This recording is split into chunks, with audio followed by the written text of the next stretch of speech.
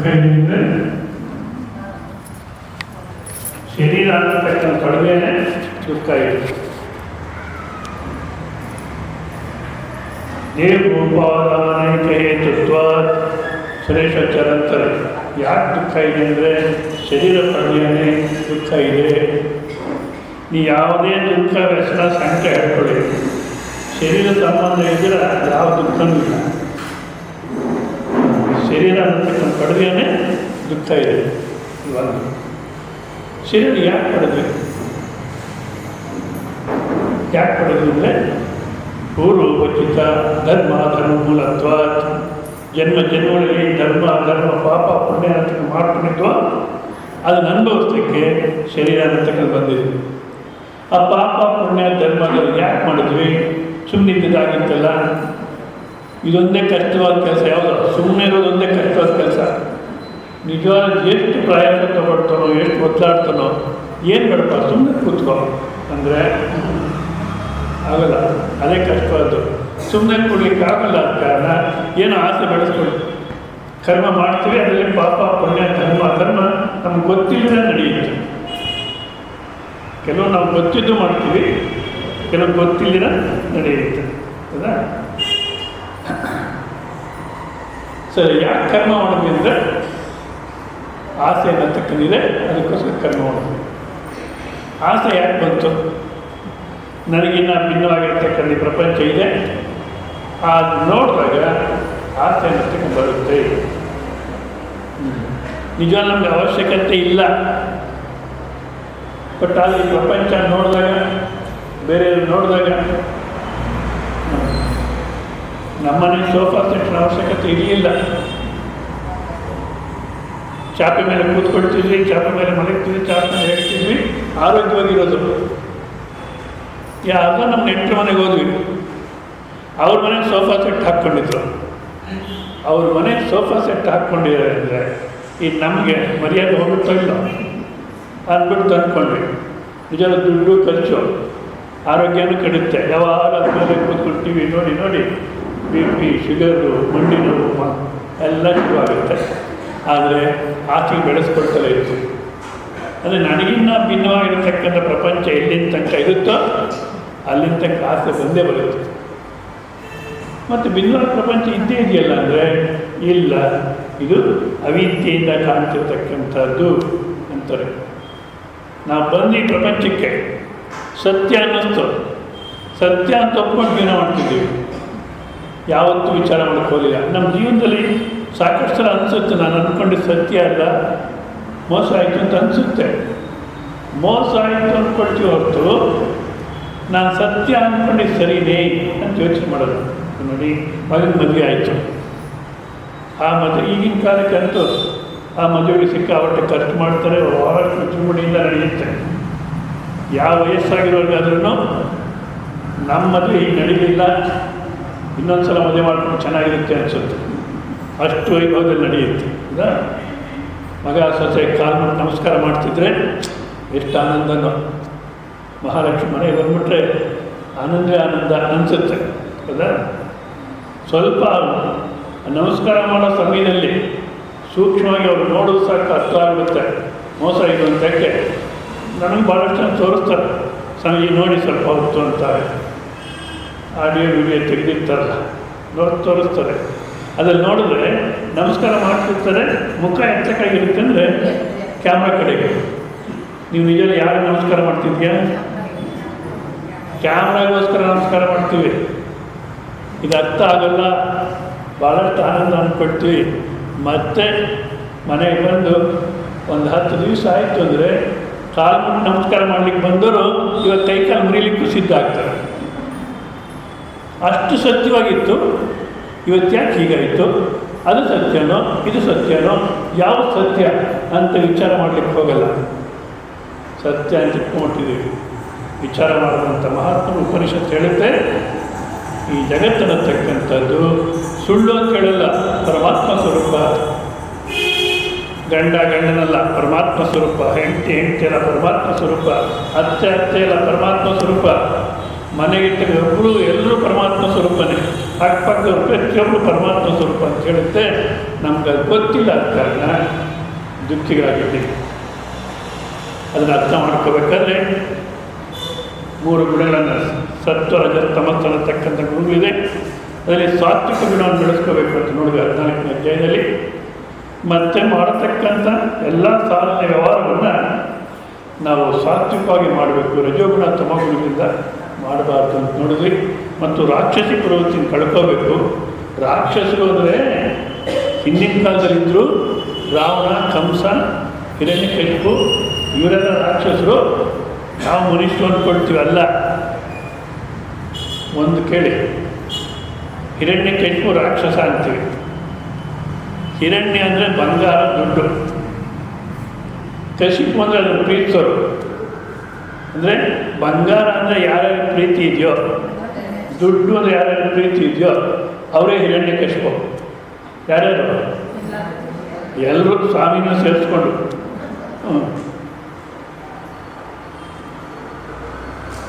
ದಶಶಿರ ರಾವಣ ಅಂತಾರೆ.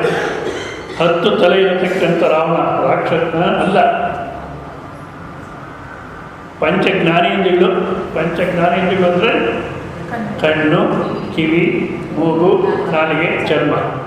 ಮತ್ತು ಪಂಚಕರ್ಮೇಂದ್ರಿಯಗಳು ಅಂದರೆ ಕಾಲು, ಕೈ, ಬಾಯಿ, ಮಲಮೂತ್ರ ವಿಸರ್ಜನೆ ಮಾಡತಕ್ಕಂಥ ದ್ವಾರಗಳು. ಇದು ಕರ್ಮೇಂದ್ರಿಯಗಳು. ಈ ಪಂಚಜ್ಞಾನೇಂದ್ರಿಯ, ಕರ್ಮೇಂದ್ರಿಯ ಇದರಿಂದ ವ್ಯವಹಾರ ಮಾಡತಕ್ಕಂಥ ನಾವೇ ರಾವಣಾಸುರರು.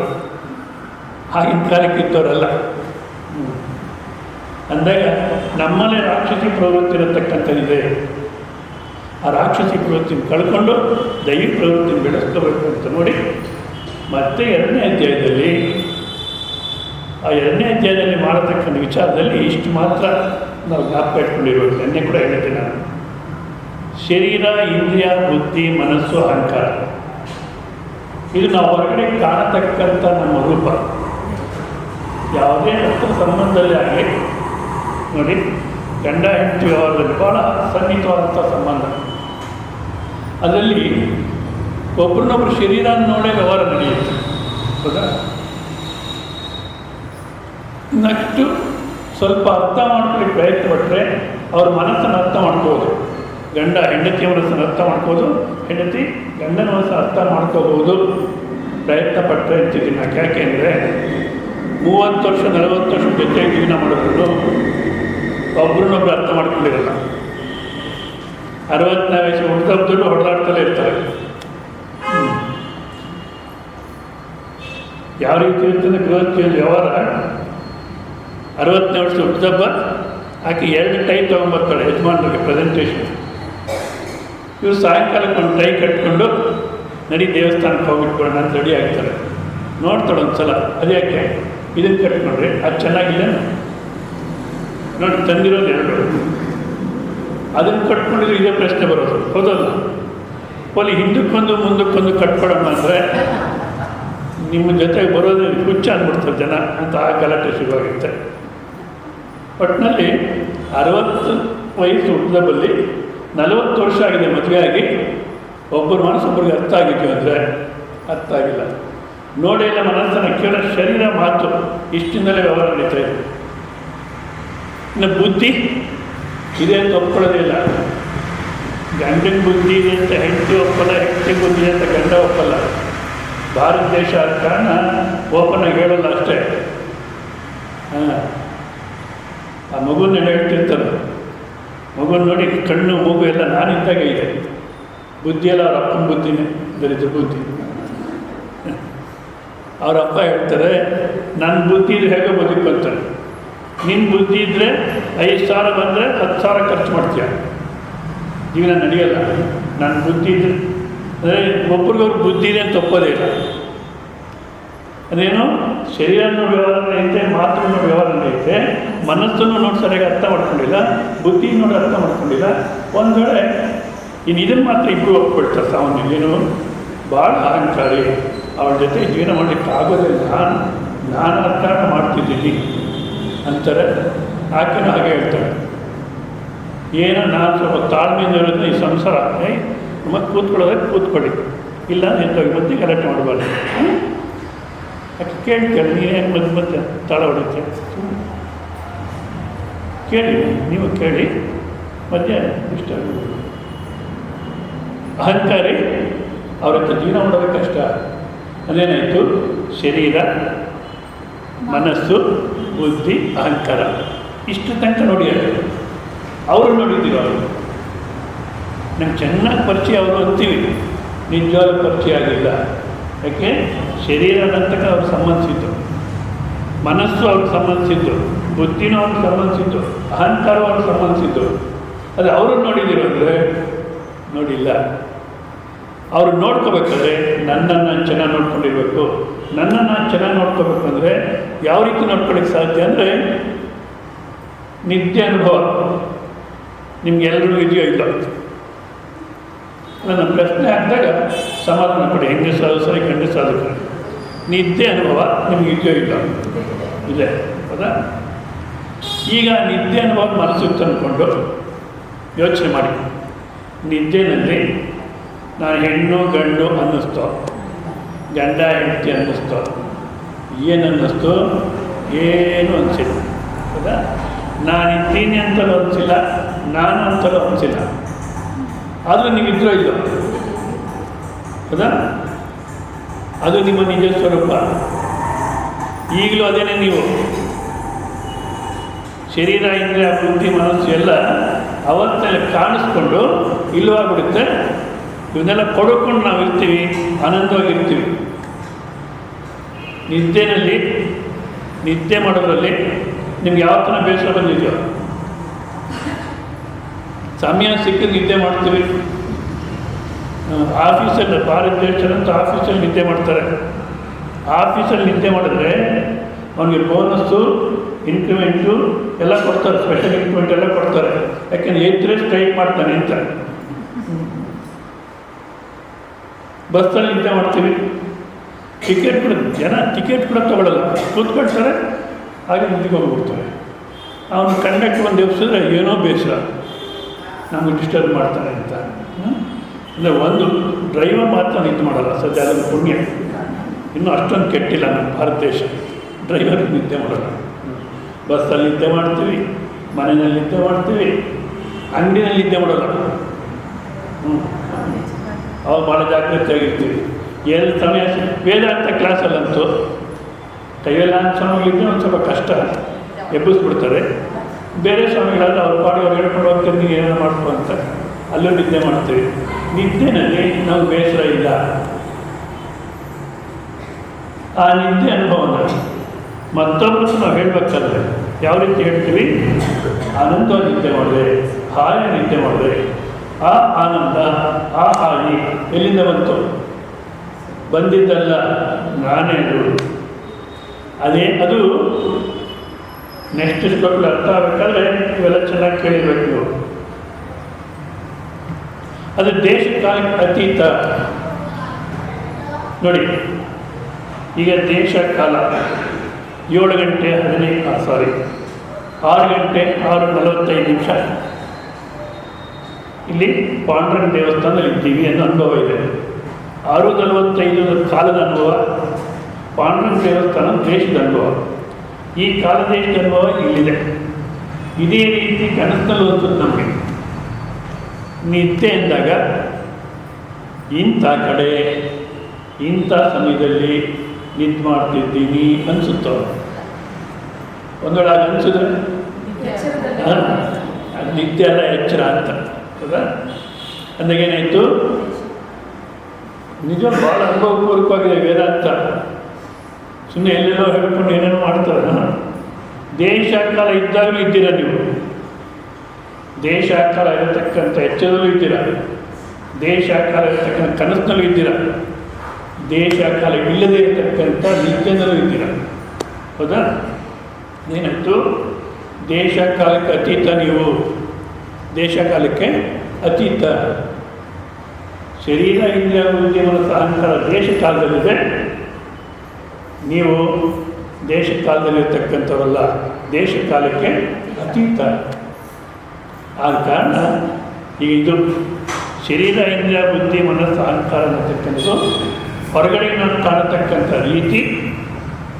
ನಿಜವಾದ ನಿಜ ಸ್ವರೂಪ ಅಂದರೆ ಆ ನಿದ್ದೆನಲ್ಲಿ ಯಾವ ರೀತಿ ಇರ್ತೀನೋ, ಯಾವ ರೀತಿ ಇರ್ತೀನಿ ಅಂದರೆ ನಮ್ಗೆ ಅದು ಅನುಭವ ಇದೆ. ಅದೇ ಶಬ್ದಗಳಿಂದ ಹೇಳಲಿಕ್ಕಾಗಲ್ಲ. ಹೇಳುವುದಲ್ಲ ಕಿವಿಗೊಟ್ಟಿನ್ನು ಕೇಳುವುದಲ್ಲ, ಹೇಳುವುದಲ್ಲ ಕಿವಿಗೊಟ್ಟಿನ್ನು ಕೇಳುವುದಲ್ಲ, ಹೇಳದೆ ಇರದದು ತಿಳಿಯುವುದಲ್ಲ, ಹೇಳಿ ವಾಚಕದಿಂದ ಕಲಿಸುವುದಲ್ಲ, ಅರಿವುದೇ ಚಂದ ಬ್ರಹ್ಮಾನಂದ ಅರಿವುದೇ. ಅದನ್ನು ಯಾವ ಶಬ್ದದಲ್ಲಿ ಹೇಳೋಕ್ಕಾಗಲ್ಲ. ಆದರೆ ನಮಗೆ ಚೆನ್ನಾಗಿ ಅನುಭವದಲ್ಲಿದೆ. ಸ್ವಾಮೀಜಿಯಿಂದ ನಿದ್ದೆನಲ್ಲಿ ಆನಂದವಾಗಿದ್ದೆ ಅಂತೀರ. ನಿದ್ದೆನಲ್ಲಿ ಆನಂದವಾಗಿದ್ದೆ ಹೇಗೆ ಗೊತ್ತು ನಿಮಗೆ ಅಂದರೆ ಸ್ವಾಮೀಜಿ ನನ್ನ ಅನುಭವ ಅಂತಿರಲಿಲ್ಲ. ಅಂದರೆ ನಮಗೆ ಚೆನ್ನಾಗಿ ಅನುಭವದಲ್ಲಿದೆ. ಅದು ಶಬ್ದದಿಂದ ಹೇಳಲಿಕ್ಕಾಗಲ್ಲ. ಅದು ನಿಮ್ಮ ನಿಜ ಸ್ವರೂಪ. ಈ ಶರೀರ ಇಂದ್ರಿಯ ಬುದ್ಧಿ ಮನಸ್ಸು ಅನ್ನೋದು ಬಟ್ಟೆ ಹಾಕ್ಕೊಂಡಾಗ, ಈ ಬಟ್ಟೆ ನಾವು ಹಾಕ್ಕೊಂಡಿದ್ದೀವಿ. ಈ ಶರೀರ ಅನ್ನತಕ್ಕಂಥ ಬಟ್ಟೆನ ಪರಮಾತ್ಮ ತೊಡಿಸಿಯಾನೆ ಅನ್ಬೋದು. ಸೊ ಇಷ್ಟು ಜ್ಞಾಪಕ ಇದ್ದರೆ ಮುಂದಿನ ಶ್ಲೋಕದಲ್ಲಿ ನಾವು ಅರ್ಥ ಮಾಡ್ಕೊಳ್ಳೋಕ್ಕೆ ಸಾಧ್ಯವಾಗುತ್ತೆ.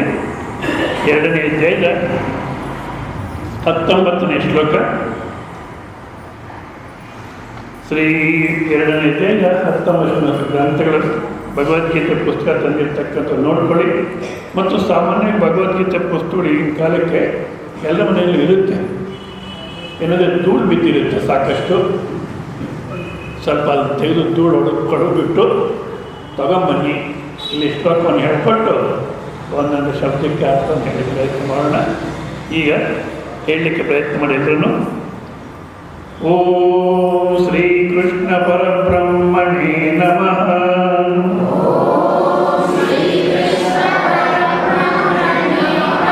ಶ್ರೀಮದ್ಭಗವದ್ಗೀತಾ ಅಥ ದ್ವಿತೀಯೋಧ್ಯಾಯಃ ಸಾಂಖ್ಯಯೋಗಃ. ಶ್ರೀಭಗವಾನುವಾಚ. 2ನೇ ಅಧ್ಯಾಯದ 19ನೇ ಶ್ಲೋಕ. ಶ್ರೀ ಭಗವಾನುವಾಚ. ಯಯೇನಂ ವೇತ್ತಿ ಹಂತಾರಂ ಯಶ್ಚೈನಂ ಮನ್ಯತೆ ಹತಂ ಉಭೌತೋ ನ ವಿಜಾನೀತಃ ನಾಯಂ ಹಂತಿ ನ ಹನ್ಯತೆ.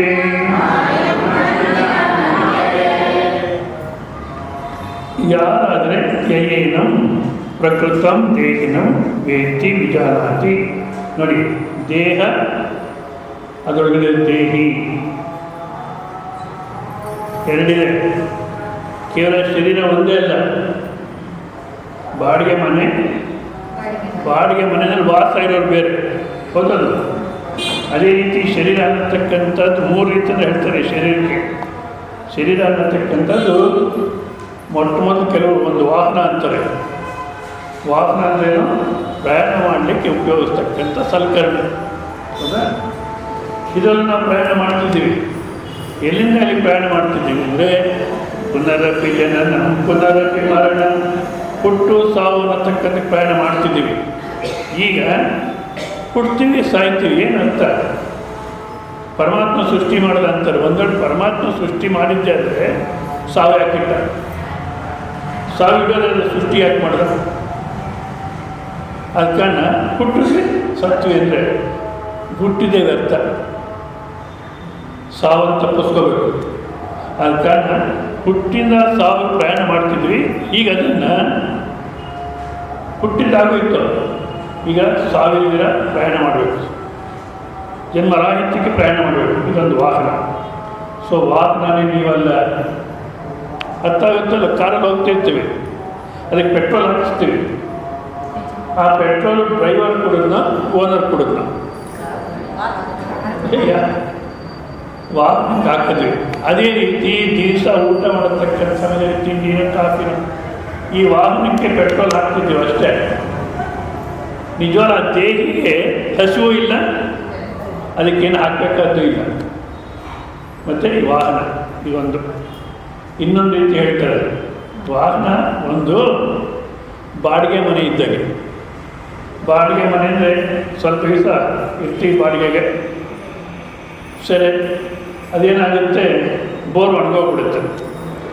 ಇವಾಗ ಕೆಲವರು ಹೇಳ್ತಾರೆ ಸ್ವಂತ ಮನೆಯಲ್ಲಿ ಅನುಕೂಲಪ್ಪ, ಈ ಬಾಡಿಗೆ ಮನೇಲಿ ಏನೋ ಹಿಂಸೆ ಅಂತಾರೆ. ನೀವು ಸ್ವಂತ ಮನೆಗಿರಿ ಬಾಡಿಗೆ ಮನೆಗಿರಿ ಎರಡರಲ್ಲೂ ತಾಪತ್ರ ಇದ್ದೇ ಇತ್ತು.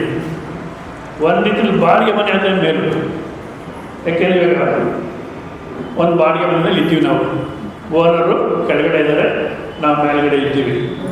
ಬೋರ್ ಒಣಗೋಯ್ತು, ಬೋರಲ್ಲಿ ನೀರು ಬರಲಿಲ್ಲ. ಇವಾಗ ಬಾಡಿಗೆ ಮನೇಲಿ ಏನು ಮಾಡ್ತಾರೆ ಹೇಳಿ, ಖಾಲಿ ಮಾಡ್ಕೊಂಡು ನೆನಕ್ಕೆ ಹೋಗ್ತಾರೆ. ಓನರು ಅಲ್ಲೇ ಇರಬೇಕು, ನೀರು ಬರಲಿ ಬಂದಿರ ಇಲ್ಲಿ ಅಲ್ಲೇ ಇರಬೇಕು. ಆಯಿತಾ? ಈ ಶರೀರ ನಮ್ಮ ಬಾಡಿಗೆ ಮನೆ. ದೇವರ ಮನೆಯಿದು ಈ ಜಗವೆಲ್ಲ ಬಾಡಿಗೆದಾರರು ಈ ಜೀವಿಗಳು. ಇಷ್ಟೇ ದಿವಸ ಇಷ್ಟೇ ವರ್ಷ ಇರಬೇಕೆನ್ನುವ ಕಟ್ಟುಕರಾರು, ಅದನೇನ ಅರಿತವರಾರು, ಅದನೇನ ಅರಿತವರಾರು. ನಾನೇ ಕಟ್ಟಿಸಿದೆ ನಾನೇ ಹುಟ್ಟಿಸಿದೆ ಎಂಬುವುದೆಲ್ಲ ಚಂಬದ ಸೊಲ್ಲು. ಎಮ್ಮಯ ದಿನಗಳು ಮುಗಿದೈತಿರಲು ಬಿಡಿಯೆಂದೀಶನು ಆಜ್ಞಾಪಿಸಲು. ನಾ ಬಿಡಲಾರೆನು ಇಲ್ಲೇ ಇರುವೆನು ಎಂದರೆ ನಡೆಯದು ಪ್ರತಿಕಾರ. ಬಿಡಿಸುವುದು ಇರಿಸುವುದು ಅವನದೇ ಅಧಿಕಾರ, ಆ ಈಶನದೇ ಅಧಿಕಾರ. ಬಾಡಿಗೆ ಮನೆ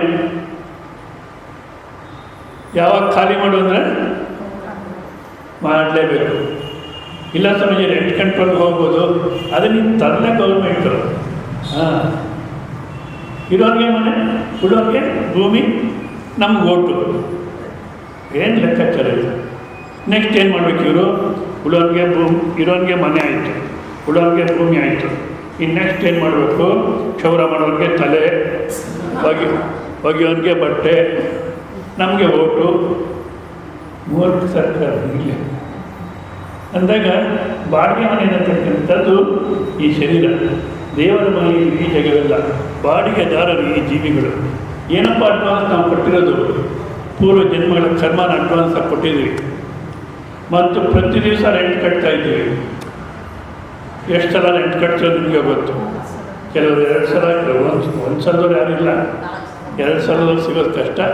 ಕೆಲವರು 3 ಸಲ, 4 ಸಲ, ಇನ್ನು ಕೆಲವರು ನಾನ್ ಸ್ಟಾಪ್ ಚಿಂತಲೇ ಇರೋದು. ಯಾವತ್ತೂ ಒಂದು ದಿವಸ ಖಾಲಿ ಮಾಡಿರ್ತಾರೆ. ನಮ್ಗೆ ಯಾರಿಗೂ ಖಾಲಿ ಮಾಡೋಕ್ಕೆ ಇಷ್ಟ ಇಲ್ಲ, ಸ್ವಾಮಿಗಳಿಗೂ ಇಷ್ಟ ಇಲ್ಲ, ಯಾರಿಗೂ ಇಷ್ಟ ಇಲ್ಲ. ಅದಕ್ಕೆ ಖಾಲಿ ಮಾಡಲೇಬೇಕು. ಹೌದಾ? ನಾ ಬಿಡಲಾರೆನು ಇಲ್ಲೇ ಇರುವೆನು ಎಂದರೆ ನಡೆಯಲು ಪ್ರತಿಕಾರ. ಬಿಡಿಸುವುದು ಇರಿಸುವುದು ಅವನದೇ ಅಧಿಕಾರ. ಅಂದರೆ ಏನಾಯಿತು? ಬಾಡಿಗೆ ಮನೆ ಈ ಥರ ಖಾಲಿ ಮಾಡಿ ಹೋಗ್ತೀವಿ ಅಂದರೆ ಇದರಲ್ಲಿ ಯಾರೋ ವಾಸವಾಗಿದ್ದಾರೆ, ಒಬ್ಬರು ದೇಹಿ. ಹೌದಾ? ಇನ್ನೂ ಒಂದು ರೀತಿ ಹೇಳ್ತಾರೆ, ಚೆನ್ನಾಗಿ ಜ್ಞಾಪಕ ಇಟ್ಕೊಳ್ಳಿ. ಶರೀರದ ಮೇಲೆ ಮೋಹ ಬಿಟ್ಟಬೇಕು. ದೇವುನಿಗನವಲೆರ ನರುಡ ಆತ್ಮನು ಗನವಲೆರ, ದೇಹದಲ್ಲಿ ಸ್ಥಿರ ಮುಖಾದುರ ನೀತಿ ಬುಗ್ಗವಲೇ ಸಮಸಿಪೋರ. మోసము చేసే కాయము నమ్మి, మోసము చేసే కాయము నమ్మి మురిసెద వేళ మమతల నీవు. దేవుని గనవలెరా నరుడ ಆತ್ಮನು ಗನವಲೆರ. ಈ ದೇಹ ಅನ್ನತಕ್ಕಂಥದ್ದು ಒಂದ್ಸಲ ನಮ್ಮ ಮೋಸ ಹೋಗ್ಬಿಡುತ್ತೆ. ಹೌದಾ? ಆದ ಕಾರಣ ಬಾಡಿಗೆ ಮನೆ ಅಂದರೆ ಒಂದು ಸ್ವಲ್ಪ ದಿವಸ ಅಂಟ್ಕೋಬೋದು ನಾವು. ಅಂದರೆ ಬಾಡಿಗೆಗೆ ಸೇರ್ಕೋಬೇಕಾದ್ರೆ ಇಷ್ಟು ಅಡ್ವಾನ್ಸ್ ಕೊಟ್ಟಿದ್ದೀವಿ ಅಂತೆಲ್ಲ ಇಷ್ಟು ಹಾಕ್ಕೊಡ್ತೀವಿ, ಇಷ್ಟು ವರ್ಷಗಳ ಕಾಲ ಇರ್ಬೋದು ಅಂತೇನೋ ನಿಯಮ ಇರುತ್ತೆ. ಇಲ್ಲಿ ಬಾಡಿಗೆ ಮನೆಯೂ ಅಲ್ಲ, ವಾಹನವೂ ಅಲ್ಲ, ಇದು ಒಂದು ಕ್ಯಾರವಾನ್ ಸೆರಾಯ್. ಕ್ಯಾರವಾನ್ ಸೆರಾಯ್ ಅಂದರೆ ಬಸ್ ಸ್ಟಾಪ್. ಬಸ್ ಸ್ಟಾಪಲ್ಲಿ ನೀವು ಎಷ್ಟೊತ್ತು ಇರ್ತೀರಿ ಹೇಳಿ? ಬಸ್ ಬರೋ ತನಕ. ಹೌದಾ? ಅಲ್ಲಿ ಹೇಳ್ಬೋದು ಇನ್ನೊಂದು 15 ನಿಮಿಷಕ್ಕೆ ಬರುತ್ತೆ, 10 ಗಂಟೆಗೆ ಬರುತ್ತೆ ಅಂತ. ತೆಲುಗುನಲ್ಲಿ ಹೇಳ್ತಾರೆ. RTC ಅಂದರೆ 9 ಗಂಟೆಗೆ ಒಂದು ಬಸ್ ಬರಬೇಕಲ್ಲ, ರಾದು. 6 ಅಂದರೆ ರಾದು, ಬರೋಲ್ಲ ಅದು. ಹೋಗಿ 10 ಕಾಲು ಬಂದಿತ್ತು ಬಸ್ಸು, ಅದು ತೆಲೀದು ವಸ್ತುನಲ್ಲಿದೋ ತೆಲೀದು, ಅದು ಟಿ ಅಂದರೆ ತೆಲೀದು ಪಡ್ಕೊಂಡದನ್ನು ವಸ್ತುನಲ್ಲಿದ ಚೆಪ್ಪಲೇವು. ಇದು RTC ಅಂದರೆ KSRTC KSRTC ಎಲ್ಲ ಒಂದೇ, ಯಾವ ಬರುತ್ತೋ ಇಲ್ವೋ. ಇಲ್ಲಿ ಅಲ್ಲಿ 15 ನಿಮಿಷಕ್ಕೆ ಬರುತ್ತೆ, 10 ಗಂಟೆ ಬರುತ್ತೆ ಅಂತ ಹೇಳ್ಬೋದು. ಇಲ್ಲಿ ಒಂದು ಬಸ್ಸು ನಮಗೆ ಇಷ್ಟ ಇಲ್ಲ, ಆ ವೆಹಿಕಲ್ಲು ನಾವೇನು ವೆಯ್ಟ್ ಮಾಡ್ತಿಲ್ಲ, ಆದರೂ ಬಂದೇ ಬರುತ್ತೆ. ಯಾವುದಪ್ಪ ಅಂದರೆ ಯಮಪುರಿ ಎಕ್ಸ್ಪ್ರೆಸ್ ಬಂದೇ ಬರುತ್ತೆ. ಯಾವಾಗ ಬರುತ್ತೆ ಗೊತ್ತಿಲ್ಲ. ಆದ ಕಾರಣ ಯಾವ ಕುಟುಂಬಕ್ಕೂ ಅಂಟ್ಕೋಬೇಡ. ಯಾಕೆ ಯಾವಾಗ ಬರುತ್ತೋ ಖಾಲಿ ಮಾಡೋಗ್ಬೇಕು. ಯಾವ ಕುಟುಂಬಕ್ಕೂ ಅಂಟ್ಕೋಬೇಡ, ಶರೀರಕ್ಕೂ ಅಂಟ್ಕೋಬೇಡ. ಎಲ್ಲ ಕೆಲಸ ಮಾಡು, ಎಲ್ಲ ಜವಾಬ್ದಾರಿನ ಹೊತ್ಕೋ. ಇರುವ ಕೆಲಸ ಮಾಡು, ಕಿರಿದೆನದ ಮನವಿಟ್ಟು ದೊರೆತದ ಅಸಾಧವೆಂದು ಬೆಳಗಿಡದೆ ಧರಿಸು ಲೋಕದ ಬರ ಪರಮಾತ್ಮನ ಬಿಡದೆ ಹೊರಗರ ಬರಗಳಲ್ಲಿ ಮಂಕುತಿಮ್ಮ ಎಲ್ಲೂ ಅಂಟ್ಕೋಬೇಡ. ಯಾವತ್ತೂ ಯಮಪುರಿ ಎಕ್ಸ್ಪ್ರೆಸ್ ಬರುತ್ತೆ, ಸಂತೋಷ ಹೊರಟೋದು. ಆದ ಕಾರಣ ಇಷ್ಟು ಹೇಳಿದಕ್ಕೇನು ಅಭಿಪ್ರಾಯ, ದೇಹಿ ಒಬ್ಬ ಇದ್ದಾನೆ, ಕೇವಲ ಶರೀರ ಮಾತ್ರವಲ್ಲ ಶರೀರಿ ಒಬ್ಬ ಇದ್ದಾನೆ. ಆ ಶರೀರಿ ದೇಶಕಾಲಿಕ ಅತೀತ ಅಂತ ಹೇಳಿದೆ. ನಾನು ಇದ್ದೀನಿ ಅಂತಕ್ಕಂಥ ಅನಿಸಿಕೆ ಇಲ್ದಿರ, ನಾನು ಅನ್ನತಕ್ಕಂಥ ಅನಿಸಿಕೆ ಇಲ್ದಿರ, ಯಾವ ಇರುವಿಕೆ ಅನ್ನತಕ್ಕಂಥ ಇದೆಯೋ ಅದೇ ಇಲ್ಲಿ ಜೀವಿಯಾಗಿ ಕಾಣಿಸ್ಕೊಳ್ತಾ ಇದೆ. ಅದು ದೇಶಕಾಲಕ್ಕೆ ಅತೀತ. ಆ ದೇಶಕಾಲಕ್ಕೆ ಅತೀತವಾಗಿರ್ತಕ್ಕಂಥದ್ದು ಹುಟ್ಟಿಲ್ಲ, ಸಾಯೋದು ಇಲ್ಲ. ಮಧ್ಯಾಹ್ನ ಕ್ಲಾಸಲ್ಲಿ ಇದನ್ನು ನಾವು ವಿವೇಕ ಮಾಡಿದ್ವಿ. ಇವಾಗೆಲ್ಲ ಒಂದು ಡೇಟ್ ಆಫ್ ಬರ್ತ್ ಇಟ್ಕೊಂಡಿದ್ದೀರ, ಹೌದಾ? ಆ ಡೇಟ್ ಆಫ್ ಬರ್ತು ನಿಮ್ಮ ಅನುಭವನ ಅಥವಾ ಬೇರೆ ಹೇಳಿತ್ತು? ಹುಟ್ಟಿದ ಅನುಭವ ಇಲ್ಲ ನಮಗೆ. ಇನ್ನು ಸತ್ತಿರೋ ಅನುಭವ, ಅಯ್ಯೋ ಯಾಕೆ ಸಾಯಂಕಾಲ ಸಹ ಮಾತಾಡ್ತಿಲ್ಲ. ಸತ್ತಿರೋ ಅನುಭವನೂ ಇಲ್ಲ, ಹುಟ್ಟಿರೋ ಅನುಭವ ಇಲ್ಲ, ಸತ್ತಿರೋ ಅನುಭವ ಇಲ್ಲ. ಆದರೂ ಹುಟ್ಟಿದ್ದೀನಿ ಸಾಯ್ತಂತ ಹೇಗೆ ಅನ್ಕೊಳ್ಳಿ? ಅಯ್ಯ ಸ್ವಾಮೀಜಿ ಪ್ರಪಂಚ ನೋಡೋದು ಗೊತ್ತಾಗಲ್ಲ. ಆ ಮನೆಗೆ ಹುಟ್ಟೋದು, ಈ ಮನೆಗೆ ಹುಟ್ಟೋದು, ಅದು ಹುಟ್ಟೋದು, ಇಲ್ಲಿ ಹುಟ್ಟೋದು. ಅದೇ ರೀತಿ ನಾನು ಹುಟ್ಟಿರ್ತೀನಿ ಅಂತ ತೀರ್ಮಾನ ಮಾಡಿಕೊಂಡೆ. ಅವ್ರು ಹೋಗಿದ್ದು ನೋಡಿದೆ, ಇವ್ರು ಹೋಗಿದ್ದು ನೋಡಿದೆ, 30 ಜನ ಹೋಗಿದ್ದು ನೋಡಿದೆ, 3000 ಜನ ಹೋಗಿದ್ದು ನೋಡಿದೆ. ನಾನು ಅದೇ ರೀತಿ ಒಂದು ಸಹ ಹೋಗ್ತೀನಿ ಅಂತ ತೀರ್ಮಾನ ಮಾಡಿಕೊಂಡೆ. ಇದು ಸರಿ ತಾನೆ ಅಂತೀವಿ? ಸರಿ ಇಲ್ಲ. ಯಾಕೆಂದರೆ ಅವ್ರು ಹೋದರು ಇವ್ರು ಹೋದರು ಅಂತ ಅಂದಾಗ ಶರೀರ ಹೋಗಿದ್ದನ್ನು ನೋಡ್ತೀವೋ ಅಥವಾ ಶರೀರ ಖಾಲಿ ಮಾಡಿದ್ದನ್ನು ಯಾರು ಹೋದ್ರಲ್ಲ ಅವ್ರಿಗೆ ನೋಡ್ತೀವೋ. ಅವ ಯಾರೋ ಫ್ರೆಂಡ್ ಬಂದಂತೆ, ಅವ್ರ ಫ್ರೆಂಡ್ ಮನೆಗೆ ಮಾತಾಡ್ತಾ ಕೂತಿದ್ರು. ಅವ್ರ ತಂದೆ ಅಲ್ಲೇ ಮಲಗಿತ್ತು. ಸೊ ಏನೋ ಮಾತಾಡ್ಕೊಂಡು ಹೊರಟೋದ. ನೆಕ್ಸ್ಟ್ ಡೇ ಬಂದ. ಇವನು ಹೋಗಂತ ಹೇಳ್ತಾ ಇದ್ದಾನೆ. ಏನಾಯಿತು? ನೆನ್ನೆಲ್ಲ ಚೆನ್ನಾಗಿದೆ, ಇವತ್ತೇನಾಯಿತು ಈ ಥರ ಗೋಳಾಡ್ತೀಯ? ಯಾಕೋ? ಇಲ್ಲ ನಮ್ಮ ತಂದೆ ಹೋಗ್ಬಿಟ್ರು. ನಮ್ಮ ನೆನ್ನೆ ಬಂದಾಗ ಅಲ್ಲೇ ಮಲಗಿದ್ರು, ಈಗಲೂ ಅಲ್ಲೇ ಮಲಗಿದ್ದಾರೆ. ಹೋದ್ರು ಅಂತಿರಲ್ಲ, ಹೋಗ್ಬಿಟ್ರು. ಅಲ್ಲೇ ಇದ್ದಾರಲ್ಲೋ, ಶರೀರ ಮಾತ್ರ ಇದೆ, ಶರೀರಿ ಖಾಲಿ ಮಾಡಿಬಿಡ್ತೇವೆ. ಹೌದಾ? ಶರೀರಿ ಸಾವಿಲ್ಲ. ಆದ್ರೂ ಶರೀರ ಅನ್ನತಕ್ಕಂಥದ್ದು ಹೋದಾಗ ನಾನೇ ಹೋದೆ ಅಂತ ಯಾರು ತೀರ್ಮಾನ ಮಾಡಿಕೊಳ್ತಾರೋ, ಏನು ವೇದ್ಯ ಅಂತಾರೋ, ಎಷ್ಟೈನ ಮಾನ್ಯತೆ ಅಂತಾರೋ, ನಾನು ಸಾಯ್ತೀನಿ ಬೇರೆಯೂ ಸಾವು ಈಡು ಮಾಡ್ತೀನಿ ಅಂತ ಯಾರೇ ಅಂದ್ಕೊಳ್ತಾರೋ ಅವ್ರು ಯಾರಿಗೂ ಉಭೌತವನ ವಿಜಾನೀತಃ. ನಾನು ಸಾಯ್ತೀನಿ, ಬೇರೆಯವರು ಸಾಯ್ತಾರೆ, ಬೇರೆ ನಾನು ಸಾಯಿಸಬಲ್ಲೆ ಅಂತ ಯಾರ್ಯಾರು ಅಂದ್ಕೊಳ್ತಾರೋ ಇವರಾರು ಸತ್ಯ ಗೊತ್ತಿಲ್ಲ. ಸಾಮಾನ್ಯ ಜನ ಇವರೆಲ್ಲ. ಅಮೇರಿಕನ್ ಪ್ರೆಸಿಡೆಂಟ್ ಆಗಿರ್ಬೋದು, ನಾನು ಸಾಯ್ತೀನಿ, ನಾನು ಸಾಯೋಕ್ಕೆ ಮುಂಚೆ ಇರಾಕಲ್ಲ ಸಾಕಷ್ಟು ಅನ್ಕೊಂಡ್ಬಿಡ್ತೀನಿ, ಅಲ್ಲಿ ಸಾಯಿಸ್ಬಿಡ್ತೀನಿ ಅಂದ್ಕೊಂಡ್ರೆ ಮೂರ್ಖ ಅಂತ. ಬಹುತೋನ ವಿಧಾನಿತ ನಾಯಿ ಮತ್ತಿನ ಅನ್ಯತೆ. ಇವರು ಸಾಯ್ತಕ್ಕಂಥವರಲ್ಲ ಅನ್ನೋದನ್ನ ಅರ್ಥ ಮಾಡಿಕೊಂಡಿಲ್ಲ. ಸಾವು ಅನ್ನತಕ್ಕಂಥದ್ದು ಕೇವಲ ಶರೀರಕ್ಕೆ ಮಾತ್ರ ಹೊರತು ಅದರೊಳಗೆ ಶರೀರಿಗೆ ಸಾವು ಅನ್ನತಕ್ಕಂಥದ್ದು ಇಲ್ಲ. ಅದನ್ನೇ ಸ್ಪಷ್ಟ ಮಾಡ್ತಾ 20ನೇ ಶ್ಲೋಕದಲ್ಲಿ ಶ್ರೀ ಭಗವಾನುವಾಚ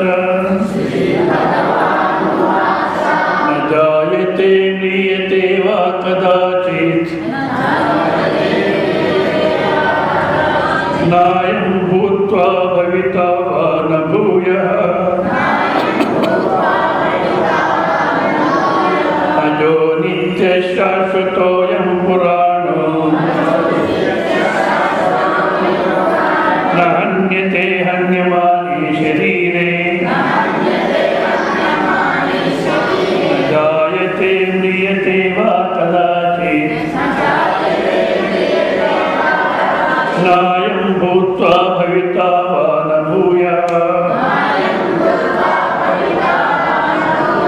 ಅಜೋ ನಿತ್ಯ ಶಾಶ್ವತೋಯಂ ಪುರಾಣೋ ನ ಹನ್ಯತೆ ಹನ್ಯಮಾನಿ ಶರೀರೇ ನ ಜಾಯತೆ ಮ್ರಿಯತೆ ವಾ ಕದಾಚಿತ್. ಯಾವಾಗಲೂ ಹುಟ್ಟೋದು ಅಲ್ಲ, ಸಾಯೋದು ಅಲ್ಲ. ಹುಟ್ಟೋದು ಅಲ್ಲ, ಸಾಯೋದು ಅಲ್ಲ. ಹುಟ್ಟು ಸಾವು ಇವೆರಡೂ ಇಲ್ಲ ನಿಮಗೆ ಅಂತ ಹೇಳಿದಾಗ ಮಧ್ಯೆ ಇರತಕ್ಕಂಥ ಯಾವ ವಿಕಾರವೂ ಇಲ್ಲ. ಅಂದರೆ ಪ್ರತಿಯೊಂದು ವಸ್ತುಗೂ ಪ್ರತಿಯೊಂದು ವ್ಯಕ್ತಿಗೂ ಅಸ್ಥಿ ಕೆಲವು ಕಾಲ ಇರ್ತೀವಿ, ಜಗತ್ತಲ್ಲಿ ಕೆಲವು ಕಾಲ ಇರ್ತೀವಿ. ಹುಟ್ಟುತ್ತೆ, ಜಾಯತೆ ಅಸ್ಥಿ ಜಾಯತೆ ಅಂದರೆ ಹುಟ್ಟಿ ಕೆಲವು ಕಾಲ ಇರುತ್ತೆ, ಅಸ್ಥಿ ಜಾಯತೆ. ಈ ಮಧ್ಯದಲ್ಲಿ ವರ್ಧತೆ ಬೆಳೆಯುತ್ತೆ, ವಿಪರಿಣಾಮತೆ ಪರಿಣಾಮ ಆಗುತ್ತೆ, ಬದಲಾವಣೆ ಆಗುತ್ತೆ, ಅಪಕ್ಷೀಯತೆ ಕ್ಷೀಣಿಸುತ್ತೆ, ವಿನಶ್ಯತೆ ಒಂದ್ಸಲ ನಾಶ ಆಗಿರುತ್ತೆ. ಇದು ಪ್ರತಿಯೊಂದು ವಸ್ತುಗೂ ಪ್ರತಿಯೊಂದು ಶರೀರಕ್ಕೂ ಇದೆ. ಅದೇನೋ ಇವಾಗ ಅನ್ವೇಷಣೆ ಮಾಡ್ತೇವಂತೆ, ನಿಜ ಸೈನ್ಸು ಅನುಕೂಲ ಮಾಡುತ್ತೆ. ಅದೇ ಈ ಸೈಂಟಿಸ್ಟು ಹುಚ್ಚುಚ್ಚಾಗಿ ಏನೇನೋ ಅನ್ವೇಷಣೆ ಮಾಡೋಕ್ಕೆ ಹೋಗ್ತಾರೆ, ಇಲ್ಲದ ಪ್ರಾಬ್ಲಮ್ಸ್ ತರ್ತಾರೆ. ನೋಡಿ, ಬಾಂಬು ಐನ್ಸ್ಟೈನ್ ಬಾಂಬ್ ಕಂಡುಹಿಡಿದ, ಹೌದಾ? ಅದನ್ನು ಹಿರೋಶಿಮಾ ನಾಗಸಾಕಿನಲ್ಲಿ ಹಾಕಿ 2 ಲಕ್ಷ ಜನ ಸಾಯಿಸ್ಬಿಟ್ಟು ಸಕ್ಸಸ್ ಆಯಿತು ಅಂದರು. ಇವತ್ತು ದಿವಸ ಏನಾಗಿದೆ, ಯಾರ ಹತ್ರ ಬಾಂಬ್ ಇರುತ್ತೋ ಹೇಳಲಿಕ್ಕಾಗಲ್ಲ. ಒಂದು ವೇಳೆ ಐನ್ಸ್ಟೈನ್ ಕಂಡುಹಿಡಿದಾಗ ಅವತ್ತನ್ನು ಸ್ಮ್ಯಾಶ್ ಮಾಡಿಬಿಟ್ಟಿದ್ರೆ ಇಷ್ಟು ಉಗ್ರವಾದಿಗಳು, ಇಷ್ಟು ರಾಕ್ಷಸ ಆಗ್ತಿರ್ಲಿಲ್ಲ ಜನ. ಈ ಸೈಂಟಿಸ್ಟು ಅಂಥದ್ದು ಏನೇನೋ ಹೊಸದಾಗಿ ಕಂಡುಹಿಡಿತಾರೆ. ಇವಾಗೇನೋ ಒಂದು ಕಂಡುಹಿಡಿತಿದಾರಂತೆ, ಮನುಷ್ಯ 1200 ವರ್ಷ ಬದುಕಬೇಕು.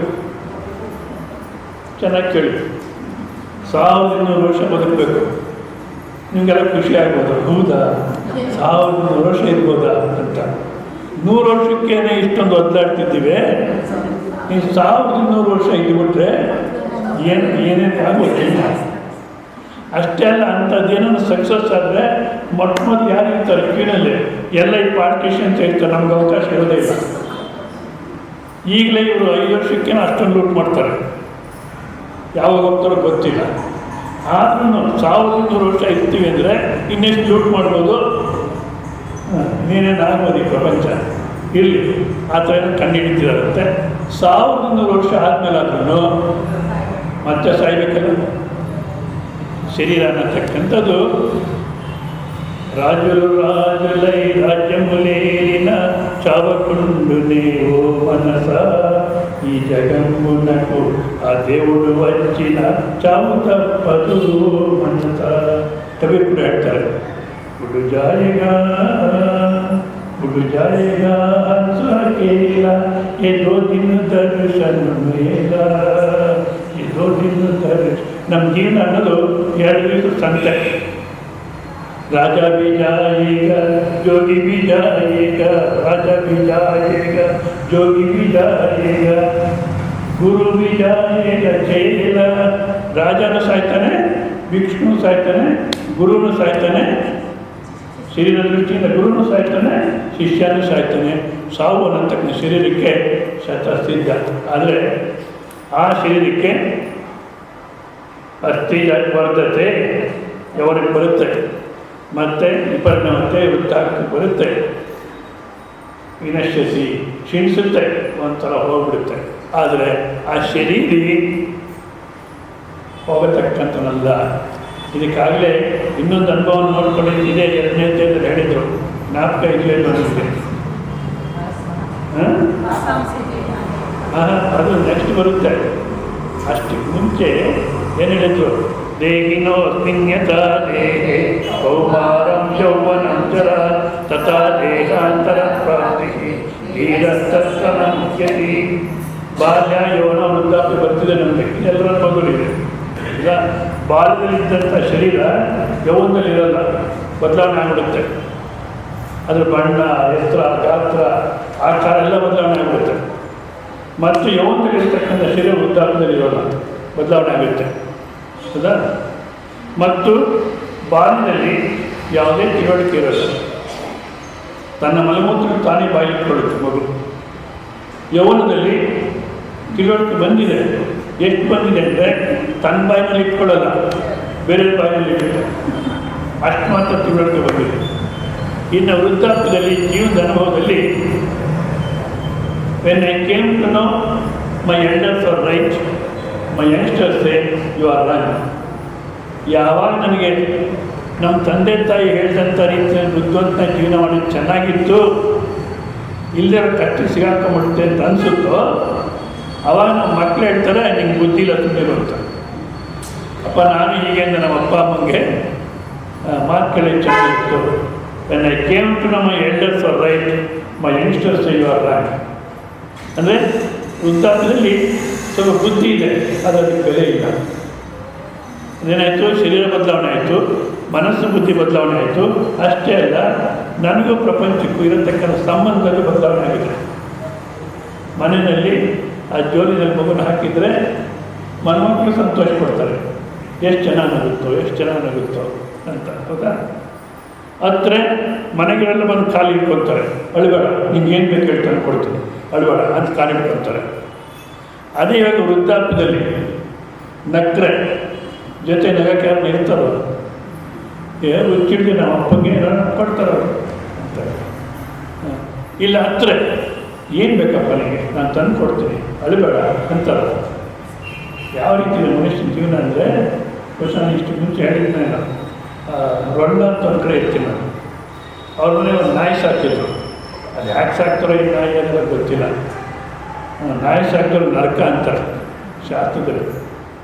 ಇಲ್ಲಿ ಆ ನಾಯಿ ಸಾಕಿದ್ರು, ಅದಕ್ಕೊಂದು ಒಳ್ಳೆ ಗುಣ ಇತ್ತು. ಮಧ್ಯರಾತ್ರಿನಲ್ಲಿ 12 ಗಂಟೆಗೆ 1 ಗಂಟೆಗೆ ಅದಕ್ಕೆ ಮಲಮೂತ್ರ ವಿಸರ್ಜನೆ ಮಾಡಬೇಕು ಅಂದರೆ ಎಲ್ಲಿ ಕಟ್ಟು ಹಾಕಿದರೆ ಅಲ್ಲಿ ಅದು ವಿಸರ್ಜನೆ ಮಾಡ್ತಿರ್ಲಿಲ್ಲ, ಬೊಗಳೋದು ಜೋರಾಗಿ. ಅವಾಗ ಇವರು ಮಲಗಿದ್ದವ್ರು ಎಚ್ಚೆತ್ಕೊಂಡು ಏನು ಮಾತಾಡ್ತೀರ ಸೀದಾ ಹೋಗಿ ಆ ನಾಯಿನ ಹೊರಗಡೆಗೆ ಇಟ್ಕೊಂಡೋಗೋರು.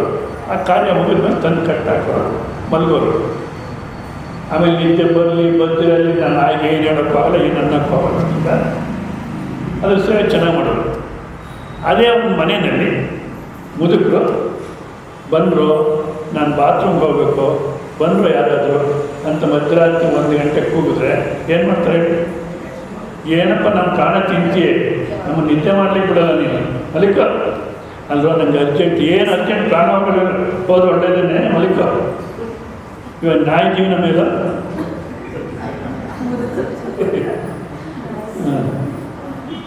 ಶರೀರದಲ್ಲಿ ಬದಲಾವಣೆ ಆಯಿತು. ನಿಜ ವಿವೇಕ ಮಾಡಿಬಿಟ್ರೆ ಯಾಕನ್ನ ಹುಟ್ಟಿದ್ವು, ಏನು ಜೀವನ ವಿವೇಕ ಮಾಡಲ್ಲ, ಓಡ್ತಿರ್ತೀವಿ ಅಷ್ಟೇ. ಶರೀರ ಬದಲಾವಣೆ ಆಯಿತು, ಮನಸ್ಸು ಬದಲಾವಣೆ ಆಯಿತು, ಬುದ್ಧಿ ಬದಲಾವಣೆ ಆಯಿತು, ನನಗೂ ಪ್ರಪಂಚಕ್ಕೆ ಇರತಕ್ಕಂಥ ಸಂಬಂಧ ಬದಲಾವಣೆ ಆಯಿತು. ಇಷ್ಟೆಲ್ಲ ಬದಲಾವಣೆ ಆದ್ರೂ ನಾನು ನಾನು ನಾನು ಬದಲಾವಣೆ ಆಗಿದೆಯೋ? ಯೌವನದಲ್ಲಿದ್ದಾಗ ಯಾವ ನಾನು ಇತ್ತೋ ವೃದ್ಧಾಪ್ಯದಲ್ಲೂ ಅದೇ ನಾನು ಇದೆ. ಅದಕ್ಕೋಸ್ಕರ ನಮ್ಗೆ ಹಿಂಸೆ ಆಗೋದು. ಈ ಮಕ್ಕಳಿಗೋಸ್ಕರ ಎಷ್ಟು ಪ್ರಯತ್ನ ಪಟ್ಟೆ ನಾನು, ಎಷ್ಟು ಕಷ್ಟಪಟ್ಟೆ ನಾನು. ಪಾಸಾಗಿ ಇವ್ರಿಗೆ ಸಾಕಿದೆ, ಇವತ್ತಿನ ದಿವಸ ನಾನು ಇವ್ರಿಗೆ ಬೆಲೆ ಇಲ್ಲ ಅಂತ ನೋವು ತಿಂತೀವಿ. ಯಾಕೆ? ಆ ಯೌವನದಲ್ಲಿ ಯಾರು ಮಾಡಿದ್ರು ವೃದ್ಧಾಪ್ಯದಲ್ಲಿ ಅದೇ ಇದೆ. ಹೌದಾ? ಅಂದರೆ ಶರೀರದಲ್ಲಿ ಬದಲಾವಣೆ ಬರ್ತಿದೆ, ಆ ನಾನು ಅಂತ ಬದಲಾವಣೆ ಬರಲ್ಲ. ತಥಾ ದೇಹ ಅಂತ ಪ್ರಾಪ್ತೀವಿ. ಅದೇ ರೀತಿ ಮರಣ ಅಂದರೆ ಮತ್ತೊಂದು ಶರೀರಕ್ಕೆ ಹೋಗೋದು. ನಾನು ಹೇಳಿದ್ನಲ್ಲ, ಬಾಡಿಗೆ ಮನೆ ಬದಲಾಯಿಸಿದಾಗೆ. ಇವಾಗ ಬಾಡಿಗೆ ಮನೆ ಬಿಟ್ಟು ಇನ್ನೊಂದಕ್ಕೆ ಹೋದರೆ ಅವರೇ ಬದಲಾವಣೆ ಮಾಡ್ತಾರೋ. ಅದೇ ರೀತಿ ನಾವು ಮೃತ್ಯು ಅಂದರೆ ಒಂದು ಶರೀರ ಖಾಲಿ ಮಾಡಿ ಇನ್ನೊಂದು ಶರೀರಕ್ಕೆ ಹೋಗೋದು. ಈ ಶರೀರದಲ್ಲಿ sugar, BP, calcium deficiency, sodium deficiency, ಇನ್ನೇನು ಪಾರ್ಕಿನ್ಸನ್ ಬರೋಕ್ಕೆ ಶುರುವಾಗುತ್ತೆ. ಇವಾಗ ಇಂಥ ರೋಗಗಳು ಜಾಸ್ತಿ. ಆ ಪಾರ್ಕಿನ್ಸನ್ ಅಂತಾರೆ. ಅಲ್ಲಿ ಅವ್ರಿಗೆ ಹೊಡೆಯೋದಿಲ್ಲ, ಏನು ಮಾತಾಡೋದು, ಏನು ಹೊಡೆಯೋದೇ ಇಲ್ಲ, ಕೆಲಸನೇ ಮಾಡಲ್ಲ. ಅವ್ರು ನೋಡ್ಕೊಳ್ಳೋದು ಭಾಳ ಕಷ್ಟ. ಇಷ್ಟು ರೋಗಗಳಿದೆ. ಈ ಶರೀರ ಹೋಗ್ಬಿಟ್ಟು ಹೊಸ ಶರೀರ ಬರುತ್ತೆ. ಅಂದಾಗ ಸಂತೋಷ ಪಡಬೇಕು, ದುಃಖ ಪಡಬೇಕು. ಆ ಹೊಸ ಶರೀರದಲ್ಲಿ, ಈ ಶರೀರದಲ್ಲಿ ಎಲ್ಲರೂ ಅಸಹಿಸ್ಕೊಳ್ತಾರೆ, ಮನ್ಮಕ್ಕಳು ಅಸಹಿಸ್ಕೊಳ್ತಾರೆ, ಹೋದರೆ ಮೇಲೆ ಮುದುಕೂಬೆ ಅಂತ. ಹೊಸ ಶರೀರ ಮನೆಗಳೆಲ್ಲ ಒಪ್ಕೊಳ್ತಾರೆ, ಎಷ್ಟು ಚೆನ್ನಾಗಿ ತಗೋದು ಅಂತ. ಅದರಲ್ಲಿ ಶುಗರ್ ಇಲ್ಲ, ಬಿ ಪಿ ಏನಿಲ್ಲ. ಇವರಲ್ಲಿ ಇಂಥ ಶರೀರ ಹೋಗಿ ಹೊಸ ಶರೀರ ಬರುತ್ತೆ ಅಂದರೆ ಸಂತೋಷ ಪಡಬೇಕು, ದುಃಖ ಪಡಬೇಕು. ನಿದ್ದೆ ಹೋಗಿ ಸಾವು ಪಡೆಯಬೇಕು ತಿಮ್ಮ. ನಿದ್ದೆಗೆ ಹೋಗ್ಬೇಕಾದ್ರೆ ಎಷ್ಟು ಆನಂದವಾಗಿ ಹೋಗ್ತೀವೋ ಅಷ್ಟೇ ಆನಂದವಾಗಿ ಸಾವನ್ನು ಪಡೆಯಬೇಕು. ಯಾಕೆ? ನಿದ್ದೆಗೆ ಹೋದರೆ ಮತ್ತೆ ಎದ್ದು ಬರ್ತೀವಿ, ಸಾವು ಹೋದರೆ ಹೊಸ ಶರೀರದಲ್ಲಿ ಎದ್ದು ಬರ್ತೀವಿ, ಹೊಸ ಶರೀರದಲ್ಲಿ ಎದ್ದು ಬರ್ತೀವಿ. ಆದ ಕಾರಣ ಆ ನಾನು ಅನ್ನತಕ್ಕಂಥ ಚೈತನ್ಯ ಸ್ವರೂಪ, ಅದಕ್ಕೆ ಸಾವಿಲ್ಲ. ಜಾಯತೆ ಮಿಯತೆವ, ಜನ್ಮ ಮರಣ ಯಾವಾಗಿಲ್ವೋ, ಮತ್ತೆ ಯಾವ ವಿಚಾರ ಅನ್ನತಕ್ಕಂಥದ್ದು ಇಲ್ಲ. ನಾಯಂ ಭೂತ್ವ ನ ಭವಿತಾವನುಭೂಯ, ಯಾವುದೋ ಒಂದು ಕಾಲದಲ್ಲಿ ನಾವು ಇರಲಿಲ್ಲ, ಮಧ್ಯ ಬಂದ್ವಿ, ಒಂದು ಕಾಲದಲ್ಲಿ ಇಲ್ದಿರ ಹೋಗ್ತೀವಿ. ನಿಮ್ಮನ್ನು ನೀವು ಇಲ್ದಿರ ಮಾಡ್ಕೊಳ್ಳಿಕ್ಕೆ ಸಾಧ್ಯವೇ ಇಲ್ಲ. ಇಡೀ ಪ್ರಪಂಚ ಇಲ್ಲ ಅನ್ಬೋದು, ನೀವು ಇಡೀ ಪ್ರಪಂಚ ಇದೆ ಅನ್ಬೋದು. ಮೊದಲು ಇದೆ ಹೇಳಿ, ಆನ್ಸರ್ ಮಾಡಿ. ಹೆಂಗಸರು ಗಂಡಸರೆಲ್ಲ ನೀವು ಇದ್ದೀರೋ ಇಲ್ಲ? ಮೆಲ್ಲಿಗೆ ಇದ್ದೀವಿ ಅಂತ ಅನುಮಾನ. ಇದ್ದೀವಿ ಅನ್ನೋಕ್ಕೆ ಪ್ರಮಾಣ. ಸ್ವಾಮೀಜಿ ಆಧಾರ್ ಕಾರ್ಡ್ ಕೊಟ್ಟಿದ್ದಾರೆ, ನಿನ್ನ ಆಧಾರ್ ಕಾರ್ಡ್ ಮೂರ್ಖತ್ತ ಸುಪ್ರೀಂ ಕೋರ್ಟಲ್ಲಿ ಹೇಳಿದ್ದಾರೆ. ಮೂರ್ಖರ ಯಾಕೆ ಮಾಡಿದ್ರು ಇದೆಲ್ಲ ಅಂತ. ಶುದ್ಧ ಮೂರ್ಖ ಜನ ಇದೆಲ್ಲ. ಆಧಾರ್ ಕಾರ್ಡು ಅಲ್ಲ, ನಾನಿದ್ದೀನಿ, ಆಧಾರ್ ಕಾರ್ಡ್ ಬೆಲೆ ಇದೆ. ಆಧಾರ್ ಕಾರ್ಡೇ ನನ್ನ ಬೆಲೆ ಅಲ್ಲ.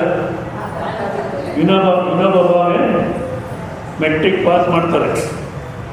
ಆ ಮಹಾರಾಷ್ಟ್ರದಲ್ಲಿ SSC, ನಮ್ಮಲ್ಲಿ SSLC ಅಂತಾರೆ, ಅಲ್ಲಿ SSC ಅನ್ನೋದು. ಆ SSC ಆದಮೇಲೆ ಕಾಲೇಜಿಗೆ ಸೇರ್ಲಿಕ್ಕೆ ಹೋಗ್ತಾರೆ. ಹೋದರೆ ಸರ್ಟಿಫಿಕೇಟ್ ಮರ್ತೋಗಿರ್ತಾರೆ. ಆ ಕಾಲೇಜಿನವ್ರು ಏನು ಮಾತಾಡಬೇಕು, ಕಾಲೇಜಿನವರು ಸರಿಯಾಗಿ ಕೂತ್ಕೊಳ್ಳಿ, ಮಾತಾಡಿ, ಒಬ್ಬರೊಬ್ಬರು ಏನು ರಾಮಣ್ಣ ಇಲ್ಲ, ನೀವು ಬೇಸರ ಅಲ್ಲ ಎದ್ದೋಗಿ, ಇಲ್ಲ ಕೂತ್ಕೊಂಡು ಕೇಳಿ. ಸರ್ಟಿಫಿಕೇಟ್ ಮರ್ತೋಗಿರ್ತಾರೆ. ಕಾಲೇಜಿನ ಸರ್ಟಿಫಿಕೇಟ್ ಚಂದ್ರನ್ನೇ ಸೇರಿಸ್ಕೊಳ್ಳೋದು, ಸುಮ್ಮನೆ ಪಾಸ್ ಆಗಿದ್ದೀನಿ ಅಂದರೆ ನಾವು ಒಪ್ಕೊಳ್ಳೋಕ್ಕೆ ಸಾಧ್ಯವಿಲ್ಲ ಅಂತಾರೆ. ನಾವಾಗ ಹೋಗೋದು ತರ್ತಿದ್ವಿ. ಇನ್ನೊಬ್ಬ ಯೋಚನೆ ಮಾಡ್ತಾರೆ, ನನಗೆ ನನ್ನಿಂದ ಸರ್ಟಿಫಿಕೇಟ್ ಬೆಲೆನ, ಸರ್ಟಿಫಿಕೇಟಿನ ನನ್ನ ಬೆಲೆನ. ಯಾವ ಸರ್ಟಿಫಿಕೇಟಿನ ನನಗೆ ಬೆಲೆ ಬರುತ್ತೆ ಅಂತಾರೋ ಅಂಥ ವಿದ್ಯೆ ಓದಿ ಅಂತ ಹೇಳ್ತಾರೆ. ವಿದ್ಯೆ ಅಲ್ಲ ಅಂತ ಕಾಲೇಜಿಗೆ ಸೇರೋದೇ ಇಲ್ಲ. ಆಧಾರ್ ಕಾರ್ಡ್ ಕೊಟ್ಟಿದ್ದಾರೆ, ಅದಕ್ಕೋಸ್ಕರ ಇದ್ದೀವಿ ಎಲ್ಲ. ಅದು ಬಿಡಿ, ಅದೇನೋ ಮೂರ್ಖ ಇದ್ದೀವಿ ಅಲ್ಲ. ಈಗ ನಿನ್ನೆ ರಾತ್ರಿ ಒಂದು ಕನಸಿನ ಪ್ರಪಂಚ ನೋಡಿದ್ವಿ. ಆವಾಗ ಈ ಪ್ರಪಂಚ ಇತ್ತು, ನೀವು ಕನಸು ನೋಡ್ತಿದ್ದಾಗ. ಈಗ ನಿನ್ನೆ ರಾತ್ರಿ ನೋಡಿದಂಥ ಕನಸಿನ ಪ್ರಪಂಚ ಇವಾಗಿದೆಯೋ? ಈ ಎರಡು ಪ್ರಪಂಚನೂ ನಿದ್ದೆನಲ್ಲಿತ್ತು. ಈಗ ಇಲ್ಲಿ ಕೆಲವರು ಚಿಕ್ಕ ಮಕ್ಕಳು ಕೂತಿದ್ದಾರೆ, ಅಲ್ಲದ ಮಗು ಕೂತಿದ್ದಾರೆ. ಇವ್ರನ್ನ ಬಿಟ್ಬಿಟ್ಟು ಮಿಕ್ನಾದವ್ರಿಗೆ ಬಾಲ್ಯಾವಸ್ಥೆ ಇದೆಯೋ? ಇಲ್ಲ. ಹೌದಾ? ಇದೆಲ್ಲ ಇಲ್ಲ ಇಲ್ಲ ಅಂತ ಹೇಳೋದು. ನೀವು ಯಾವಾಗಿಲ್ಲ? ಯಾವಾಗಿದ್ದೀವಿ? ನನ್ನ ತೆಗೆದಾಕ್ಲಿಕ್ಕಾಗಲ್ಲ. ಮೃತ್ಯು ಅನ್ನತಕ್ಕಂಥದ್ದು ಸಾಧ್ಯವಿಲ್ಲ. ಯಾವ ದೇಶ ಕಾಲ ಕಂಟಿಲ್ವೋ ಅದನ್ನು ಯಾವ ಯಮಧರ್ಮ ಹುಟ್ಟಲಿಕ್ಕೆ ಸಾಧ್ಯವಿಲ್ಲ. ಅದಕ್ಕೆ ನನಗೆ ಹುಟ್ಟಿದ್ರು, ಎಲ್ಲಿ ಹುಟ್ಟಿದ್ರು, ಯಾವಾಗ ಹುಟ್ಟಿದ್ರು ಅಂತಾರೆ. ಹೌದಾ? ಸತ್ರು, ಎಲ್ಲಿ ಸತ್ರು, ಯಾವಾಗ ಸತ್ರು, ಹೌದಲ್ಲ? ಯಾವ ದೇಶದಲ್ಲಿ ಕಾಲದಲ್ಲಿ ಇದೆಯೋ ಅದು ಹುಟ್ಟು ಸಾಯುತ್ತೆ. ನೀವೊಂದು ಯಾವುದು? ನಾನು ಅನ್ನತಕ್ಕಂಥ ಅನಿಸಿಕೆ ಇಲ್ದಿರ, ನಾನು ಇದ್ದೀನಿ ಅನ್ನತಕ್ಕಂಥ ಅನಿಸಿಕೆ ಇಲ್ದಿರ, ಶರೀರ, ಇಂದ್ರಿಯ, ಬುದ್ಧಿ, ಮನಸ್ಸು, ಅಹಂಕಾರ ಎಲ್ಲವನ್ನು ತೆಗೆದುಹಾಕ್ಬಿಟ್ಟು ಉಳಿದಿರುತ್ತಲ್ಲ, ಅದನ್ನು ಜಾಗೃತ ಅವಸ್ಥೆ ಬುದ್ಧಿ ನಿದ್ದೆ ಅದಿತ್ತೆ. ನೀವು ಚೆನ್ನಾಗಿ ಯೋಚನೆ ಮಾಡಿ. ನಿದ್ದೆ ನಿದ್ದೆ ಅಂತ ಎದ್ಮೇಲೆ ಹೇಳ್ತೀರಾ. ನಿಜವಾಗಿ ನಿದ್ದೆ ಅನ್ನೋ ವಸ್ತು ನೀವು ನೋಡಿದ್ರು ಯಾರು ಇದು ಈ ವಾಕ್ಯ ಸ್ವಲ್ಪ ನಿಮ್ಮ ಅನುಭವ ನೋಡಿಕೊಂಡೇ ಕೇಳಬೇಕು. ಯಾರಿಗೂ ನಿದ್ದೆ ಅನುಭವ ಇಲ್ಲ. ಮತ್ತು ಏನು ಅನುಭವ ಇದೆ? ಎಲ್ಲವನ್ನು ಕೊಡುಕೊಂಡು ಆನಂದವಾಗಿದ್ದೀನಿ ಈ ಅನುಭವ ಇದೆ. ಅದನ್ನು ಜಾಗ್ರತ ಬುದ್ಧಿ ನಿದ್ದೆ ಅನ್ನುತ್ತೆ. ಹೌದಾ? ಆದ ಕಾರಣ ಅದು ದೇಶ ಕಾಲದಲ್ಲಿ ಇರ್ತಕ್ಕಂಥದ್ದಲ್ಲ. ಅದು ಹುಟ್ಟು ಇಲ್ಲ, ಅಂದರೆ ನೀನು ಹುಟ್ಟು ಇಲ್ಲ, ಸಾಯೋದು ಇಲ್ಲ. ಇದು ಹುಟ್ಟಿದೆ, ಹೋಗುತ್ತೆ. ಬಟ್ಟೆ ಬದಲಾಯಿಸ್ತಾವೆ. ಒಂದು ಕಾಲದಲ್ಲಿ ಇರಲಿಲ್ಲ, ಮತ್ತೆ ಒಂದು ಕಾಲ ಇಲ್ಲ, ಸದಾಕಾಲ ಇರ್ತೀಯ ನೀನು. ಆಯನ ಗೊತ್ತು ಅಜಃ, ಹುಟ್ಟಿದ್ದಲ್ಲ, ನಿತ್ಯ, ದೇಶ ಕಾಲಕ್ಕೆ ಅಂಟಿರ್ತಕ್ಕಂಥದ್ದಲ್ಲ, ಶಾಶ್ವತ, ಶಾಶ್ವತ, ಶಾಶ್ವತ, ನಿತ್ಯ, ಶಾಶ್ವತ ಎರಡು ಶಬ್ದ ಉಪಯೋಗಿಸ್ತಾರೆ. ಯಾಕೆ ಅಂದರೆ ಈಗ ನೋಡಿ, ಕೆಲವು ಎಷ್ಟೇ ಬದಲಾವಣೆ ಬಂದ್ರೂ ಅದೇ ಇದು ಅನಿಸುತ್ತೆ. ಇವಾಗ ಬೆಂಗಳೂರು, ಅಯ್ಯಪ್ಪ ಏನು ಬೆಳೆದ್ಬಿಟ್ಟಿದ್ದಾರೆ, ಏನು ಬೆಳೆದ್ಬಿಟ್ಟಿದ್ದಾರೆ ಬೆಂಗಳೂರು, ನಾವಿಂದ ಈಗ ಇರಲಿಲ್ಲಪ್ಪ ಅಂತಾರೆ. ಹೌದಾ? ಆ ಬೆಂಗಳೂರು ಎಲ್ಲಿದೆ ಇವಾಗ? ಅಂದರೆ ಅದೇನಾಯಿತು, ಅದೇ ಬೆಂಗಳೂರೇ ಇಷ್ಟು ಬದಲಾವಣೆ ಆಗಿದೆ. ಅಂದರೆ ಎಷ್ಟೇ ಬದಲಾವಣೆ ಆದ್ರೂ ಅದೇ ಇದು ಅನ್ನೋ ಅಭಿಪ್ರಾಯ ಇದೆ. ಅದೇ ರೀತಿ ನಮ್ಮನ್ನು ಸಾಕಷ್ಟು ಬದಲಾವಣೆ ಆಗಿ ಅದೇ ನಾವು ಅಂತೀವ. ಅಲ್ಲ, ಯಾವ ಬದಲಾವಣೆ ದೇಶ ಕಾಲಕ್ಕೆ ಆಗತಕ್ಕಂಥ ಯಾವ ಬದಲಾವಣೆನೂ ನಿನಗೆ ಆಗತಕ್ಕಂಥದ್ದಲ್ಲ. ನಿತ್ಯ ಅಜಃ, ನಿತ್ಯ, ಶಾಶ್ವತ, ಅಯಂ ಪುರಾಣ. ಪುರಾಣ ಅನ್ನೋ ಸಾಮಾನ್ಯವಾಗಿ ನಮಗೆ ಏನು ಅರ್ಥ ಆಗುತ್ತೆ? ಪುರಾಣ, ಗುರು, ಈ ಶಬ್ದಗಳೆಲ್ಲ ಬೆಲೆ ಕಳ್ಕೊಂಬಿಟ್ಟಿದೆ. ಆ ಗುರು ಶಬ್ದ ಅಂತೂ ಅಯ್ಯಪ್ಪ, ಏನಮ್ಮ ಗುರು ಬೆಂಕಿ ಬಣ್ಣ ಕೊಡು ಅಂತಾರೆ. ಇನ್ನು ಯಾವ ಗುರು ಬೆಂಕಿ ಬಣ್ಣ?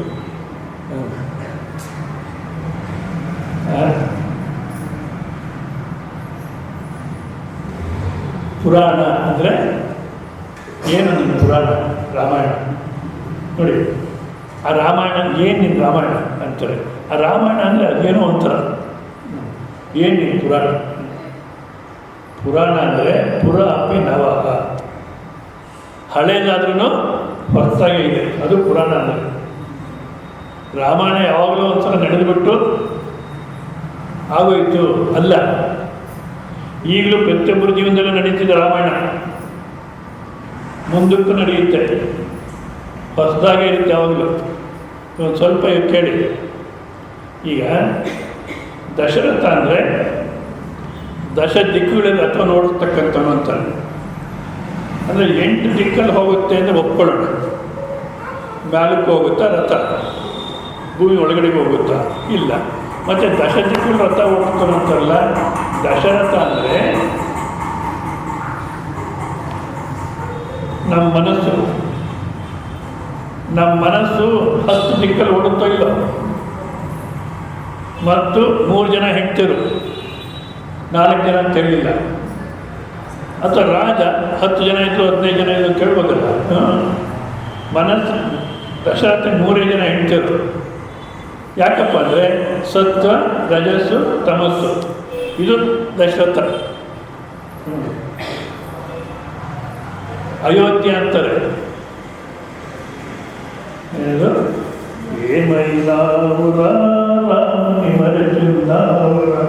ಏನು ಸಮಸ್ಯೆ? ರಾಮ ಮಾಡ್ಕೊತೀವಿ.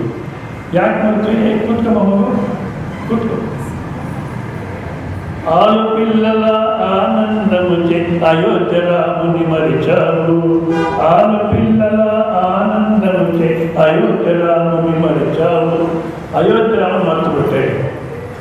ಅದಕ್ಕೆ ಕೆಲವು ಹೇಳ್ತಿಲ್ಲ, ಮರ್ತಿಲ್ಲ, ಸುಪ್ರೀಂ ಕೋರ್ಟ್ಗೆ ಹೋಗಿದ್ದೀವಿ ಅಂತ. ಆ ರಾಜಕೀಯ ಬಿಡಿ, ಅರ್ಥವಿಲ್ಲ ರಾಜಕೀಯ ಅಲ್ಲ. ಮತ್ತು ಅಯೋಧ್ಯೆ ಅಂದೇನು? ಯಾವುದನ್ನ ಯುದ್ಧದಲ್ಲಿ ಜಯಿಸಲಿಕ್ಕಾಗಲ್ವೋ ಅದು ಅಯೋಧ್ಯೆ. ಯಾವುದನ್ನಪ್ಪ ಯುದ್ಧದಲ್ಲಿ ಜಯಿಸಲಿಕ್ಕಾಗಲ್ಲ ಅಂದರೆ ಈ ಶರೀರದಲ್ಲಿ ಯುದ್ಧ ಮಾಡ್ತಿದ್ದೀವಿ. ಏನೋ ಇಲ್ಲಿಂದ ತೊಡಗಿ ಚೆನ್ನಾಗಿ ಅರ್ಥ ಆಯಿತು. ಕೂದಲು ಬೆಳ್ಳಗಾಗಬಾರ್ದು. ಏನು ಯುದ್ಧ ಮಾಡಿದ್ದ ಬಣ್ಣಗಳು ಹಾಕ್ಕೊಳ್ಳಿ, ಅದನ್ನು ಅಭ್ಯಾಸ ಇದ್ದರೆ ಹಾಕ್ಕೊಳ್ಳಿ. ನೀವೆಷ್ಟೇ ಬಣ್ಣ ಹಾಕ್ಕೊಂಡು ವಯಸ್ಸು ಕಮ್ಮಿ ಆಗುತ್ತೋ? ಇಲ್ಲ. ಸಾವು ಬೇಡ ಅಂತ ಪ್ರಯತ್ನ ಮಾಡ್ತೀವಿ. ಎಷ್ಟೇ ಯುದ್ಧ ಮಾಡಿದ್ರು ಸೋತೋಗ್ತೀವಿ ಇಲ್ಲ. ಅದಕ್ಕೆ ಇದನ್ನೇ ಅಯೋಧ್ಯೆ ಅನ್ನೋದು. ಸೊ ರಾಮಾಯಣ ಅನ್ನೋದು ಯಾವಾಗ ನಡೆದು ಆಗೋಯ್ತಲ್ಲ, ಈಗಲೂ ನಡೀತಾ ಇದೆ. ಪುರಾಣ ಅಂದರೆ ಈ ಆತ್ಮ ಅನ್ನತಕ್ಕಂಥ ಕೂಡ ಅಷ್ಟೇ. ಅದು ಸದಾ ಕಾಲ ನಿತ್ಯ ನೂತನ. 90 ವರ್ಷ ಆಗೋಯ್ತು ನನಗೆ, ಇನ್ನೆಲ್ಲ ಆತ್ಮನ ಏನು ತಿಳ್ಕೊಂಡು ಏನು ಪ್ರಯೋಜನ? ಅದಕ್ಕೆ 90 ವರ್ಷ ಆಗಿಲ್ಲ, ಅದಕ್ಕೆ ವಯಸ್ಸೇ ಇಲ್ಲ. ಅದಕ್ಕೆ ಪುರಾಣ ನ ಅನ್ಯತೆ ಅನ್ಯಮಾನೇ ಶರೀರೇ.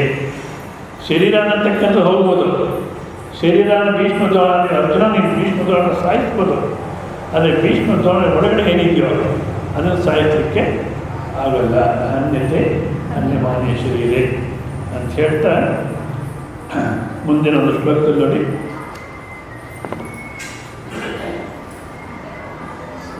ಯಾವ ಗಡಿಯಾರ ಕರೆಕ್ಟ್ ಆಗಿದೆ ಗೊತ್ತಿಲ್ಲ, ಎಷ್ಟಾಗಿದೆ ಟೈಮ್?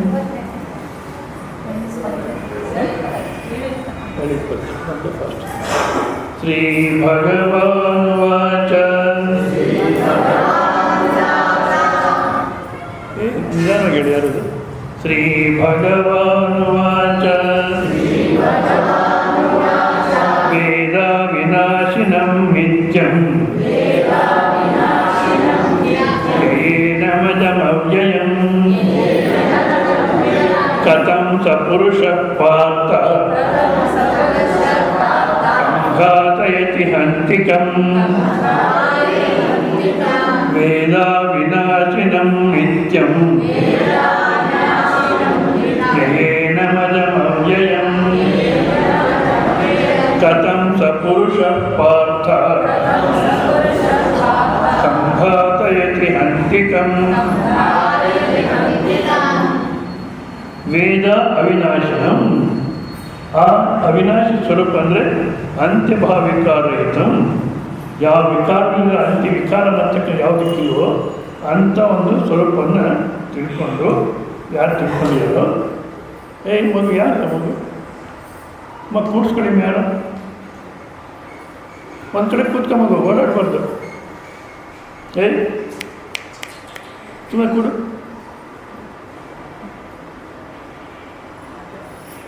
ಯಾವ ವಿಕಾರದಲ್ಲಿರ್ತಕ್ಕಂಥ ಸ್ವರೂಪನ ಯಾರು ತಿಳ್ಕೊಳ್ಳಿ? ವೇದ ನಿತ್ಯಂ ದೇಶಕಾಲ ಕಂಠಿಲಿರತಕ್ಕಂಥ ಸ್ವರೂಪ, ಅಜಂ ಹುಟ್ಟಿಲಿರತಕ್ಕಂಥದ್ದು, ಅವ್ಯಯಂ ನಾಶ ಅನ್ನತಕ್ಕಂಥ ಯಾವುದಕ್ಕಿಲ್ವೋ ಅಂಥವನು ಕಥಂಸ ಪುರುಷ, ಅದನ್ನು ತಿಳ್ಕೊಂಡಿರ್ತಕ್ಕಂಥವನು ಕಥಂಸ ಪುರುಷ ಕಂ ಗಾತೈತಿ ಹಂತಿಕಂ. ಅವನು ಮತ್ತಿನ್ಯಾರನ್ನ ಕೊಲ್ಲಲಿಕ್ಕೆ ಹೋಗ್ತಾನೆ, ಕೊಲ್ಲತಕ್ಕಂಥ ಪ್ರಯತ್ನ ಮಾಡ್ತಾನೆ. ಅಷ್ಟೇ ಅಲ್ಲ, ಯಾವ ಕರ್ಮಗಳನ್ನು ಮಾಡಲಿಕ್ಕೆ ಹೋಗಲ್ಲ. ಕರ್ಮ ಯಾವಾಗ ಮಾಡ್ತೀವಿ ನಾವು? ಅವಿದ್ಯಾ ಕಾಮ ಕರ್ಮ. ನಾನು ಪರಿಚ್ಛಿನ್ನವಾದಂಥ ವ್ಯಕ್ತಿ, ನಾನಂದ್ರೆ ಇಷ್ಟು ಮಾತ್ರ, ಪ್ರಪಂಚ ಅಗಾಧವಾಗಿದೆ, ಸೊ ಅದು ಬೇಕು ಇದು ಬೇಕು ಅನ್ನತಕ್ಕಂಥ ಆಸೆ ಇದ್ದಾಗ ಕರ್ಮ ಮಾಡ್ತೀವಿ, ಹೌದಾ? ನಾನೇ ತೃಪ್ತ ಸ್ವರೂಪ, ಆನಂದ ಸ್ವರೂಪ. ಏನು ಕೌಪೀನವಂತ ಕಲು ಭಾಗ್ಯವಂತ. ಯಾರಪ್ಪ ಭಾಗ್ಯವಂತ ಅಂದರೆ ಕೌಪೀನವಂತ, ಒಂದು ಲಂಗೋಟಿ ಹಾಕ್ಕೊಂಡು ವೇದಾಂತ ವಾಕ್ಯೇಶು ಸದಾ ರಮಂತಃ ಭಿಕ್ಷಾನ್ನ ಮಾತೇನ ಸಂತುಷ್ಟಿವಂತ ಕರುಣೈಕ ಅಂತಃಕರಣೇ ರಮಂತ ಕೌಪೀನವಂತ ಕಲು ಭಾಗ್ಯವಂತ. ಯಾವಾಗ ಸದಾ ವೇದಾಂತ ವಾಕ್ಯಗಳು ಚಿಂತನೆ ಮಾಡಿಕೊಂಡು, ತಂತ್ರ ಸ್ವರೂಪ ಚಿಂತನೆ ಮಾಡಿಕೊಂಡು, ಕೇವಲ ಭಿಕ್ಷಾಂತದಿಂದಲೇ ಸಂತುಷ್ಟಿ, ಯಾರಿದ್ದಾರೋ ಅಂತ ಮಾಡ್ಬೋದು, ಭಿಕ್ಷಾಂತದಿಂದಲೇ ಸಂತುಷ್ಟಿಯಾಗಿರ್ತಕ್ಕಂಥನು ಕೌಪೀನವಂತ. ಲಂಗೋಟಿ ಹಾಕಿದ್ರು ಕಡುಭಾಗ್ಯವಂತ, ನಿಜವಾದ ಅವನೇ ಭಾಗ್ಯವಂತ. ಒಂದು ಹೇಳ್ತೀನಿ ನೋಡಿ, ವಿರೋಧ ಏನಲ್ಲ. ಈ ಕಂಚಿ ಆಚಾರ್ಯನ ಅರೆಸ್ಟ್ ಮಾಡೋದು, ಹೌದಾ? ಅರೆಸ್ಟ್ ಮಾಡಿದಾಗ ಹತ್ರು, ಓಡಾಡಿದ್ರು, ಕೋಪ ಮಾಡಿಕೊಂಡ್ರು. ನೀವು ಜೈಲಂತ ಹೇಳಿದ್ದೀರಾ ನಾನು ಅರೆಸ್ಟ್ ಮಾಡ್ತೀನಿ ಅಂತ ಮೊದಲನೇ ಪ್ರಶ್ನೆ ಅವ್ರು ಕೇಳಿದ್ರು. ಪೊಲೀಸ್ ಬಂದು ಅರೆಸ್ಟ್ ಮಾಡೋಕ್ಕೆ ಬಂದರೆ ಜೈಲಂತ ಹೇಳಿದ್ದೀರಾ ನಾನು ಅರೆಸ್ಟ್ ಮಾಡ್ತೀನಿ ಅಂತ. ಯಾರು ನಂಬ್ಕೊಂಡಿದ್ದೀರ ನೀವು? ಮತ್ತೆ ಹೇಳೋದು ಮಾತ್ರ ಪರಮಾತ್ಮ ನಂಬ್ಕೊಳ್ಳಿ ಅಂತ ನಂಬ್ಕೊಳ್ಳೋದು ಇವ್ರನ್ನ. ಅವ್ರೇನು ಅಂದ್ಕೊಂಡ್ರು, ಜೈಲಂತ ಗೊತ್ತು, ಅಬ್ದುಲ್ ಕಲಾಂ ಗೊತ್ತು, ನನಗೇನು ಭಯ ಅಂದ್ಕೊಂಡಿದ್ರು. ಅರೆಸ್ಟ್ ಆಯಿತು. ಸರ್ ಹತ್ತು ಕರೆದು ಓಡಾಡೋದು ಮಾಡಿದ್ರು.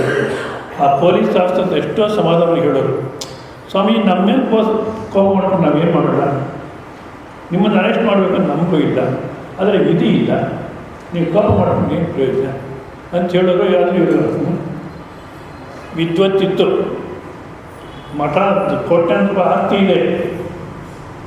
ಅಬ್ದುಲ್ ಕಲಾಮಿಂದ ಎಲ್ಲರೂ ಗೊತ್ತು. ಇಷ್ಟೆಲ್ಲ ಇದ್ರೂ ಕಣ್ಣೀರು ತಪ್ಪಲಿಲ್ಲ. ಹೌದಾ? ಇದೆಲ್ಲ ಭಾಗ್ಯ ಅಂದರೆ ಇದು ಭಾಗ್ಯವಲ್ಲ. ಮತ್ತು ಇನ್ನೊಂದು ಸ್ವಾಮಿಗಳನ್ನ ಅರೆಸ್ಟ್ ಮಾಡೋದು ಒಂದು ಹಳ್ಳಿನಲ್ಲಿ. ಅವ್ರು ಭಜನೆ ಮಾಡೋರು, ಯಾರನ್ನ ಕೊಟ್ಟರೆ ತಿನ್ನೋರು, ಇಲ್ಲ ಅಂದರೆ ಒಂದು ಕಡೆ ಮಲಗಿರೋರು. ಮೂರೇ ಮಾಡ್ತಿದ್ದಿದ್ದು, ಭಜನೆ ಮಾಡೋದು, ಯಾರನ್ನ ಕೊಟ್ಟರೆ ತಿನ್ನೋದು, ಮಲಗೋದು. ನೀವು ಮೂರು ಬಿಟ್ಟು ಇನ್ನೇನು ಮಾಡ್ತಿರ್ಲಿಲ್ಲ. ಯಾರು ಪೊಲೀಸಿಗೆ ಕಂಪ್ಲೇಂಟ್ ಮಾಡಿದ್ರು ಅವ್ರ ಮೇಲೆ.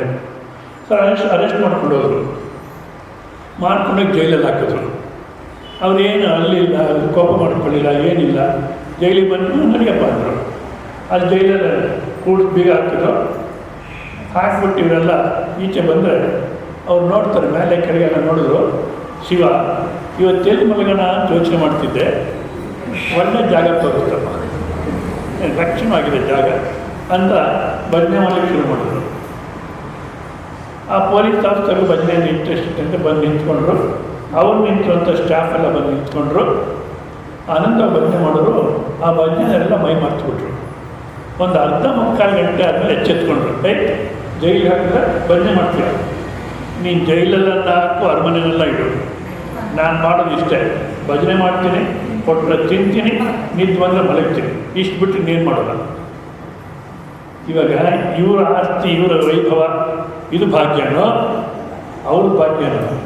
ಕೌಪೀನವಂತಹ ಕಲುಭಾಗ್ಯವಂತಹ ಬರ್ತೋರಿ ಮಹಾರಾಜು ರಾಜನಾಗಿದ್ದವರು ವೈರಾಗ್ಯವನ್ನೆಲ್ಲ ಬಿಟ್ಟೋಗ್ಬಿಡ್ತಾರೆ. ಬಿಟ್ಟು ಹೋಗಿ ಒಂದು ಲಂಗೋಟಿ, ಒಂದು ತೆಂಗಿನ ಚಿಪ್ಪು ಭಿಕ್ಷೆ ಬಿಡೋಕ್ಕೆ, ಇಷ್ಟೇ ಅವರ ನೋಡಿ. ರಾಜನಾಗಿದ್ದವರು ಎರಡು ಇಟ್ಕೊಂಡಿರ್ತಾರೆ, ಒಂದು ಮರ್ಕೆಡೆ ಕೂತಿರ್ತಾರೆ, ಅವ್ರ ಜೊತೆಗಿದ್ದ ರಾಜ ಬರ್ತಾರೆ. ಏನು ಮೂರ್ಖ ನೀನು, ರಾಜನಾಗಿದ್ದವನು ಎಲ್ಲ ಬಿಟ್ಟು ತೆಂಗಿನ ಚಿಪ್ಪು ಇಟ್ಕೊಂಡು ಭಿಕ್ಷೆ ಬೇಡ್ತಾ ಲಂಗೋಟಿ ಹಾಕ್ಕೊಂಡಿದ್ಯಾ, ಎಂಥ ಮೂರ್ಖ ಜೀವನ ನಿಂತು. ರಾಜನಾಗಿದ್ದವನು ಹೇಗಿರ್ಬೋದಾಗಿತ್ತು?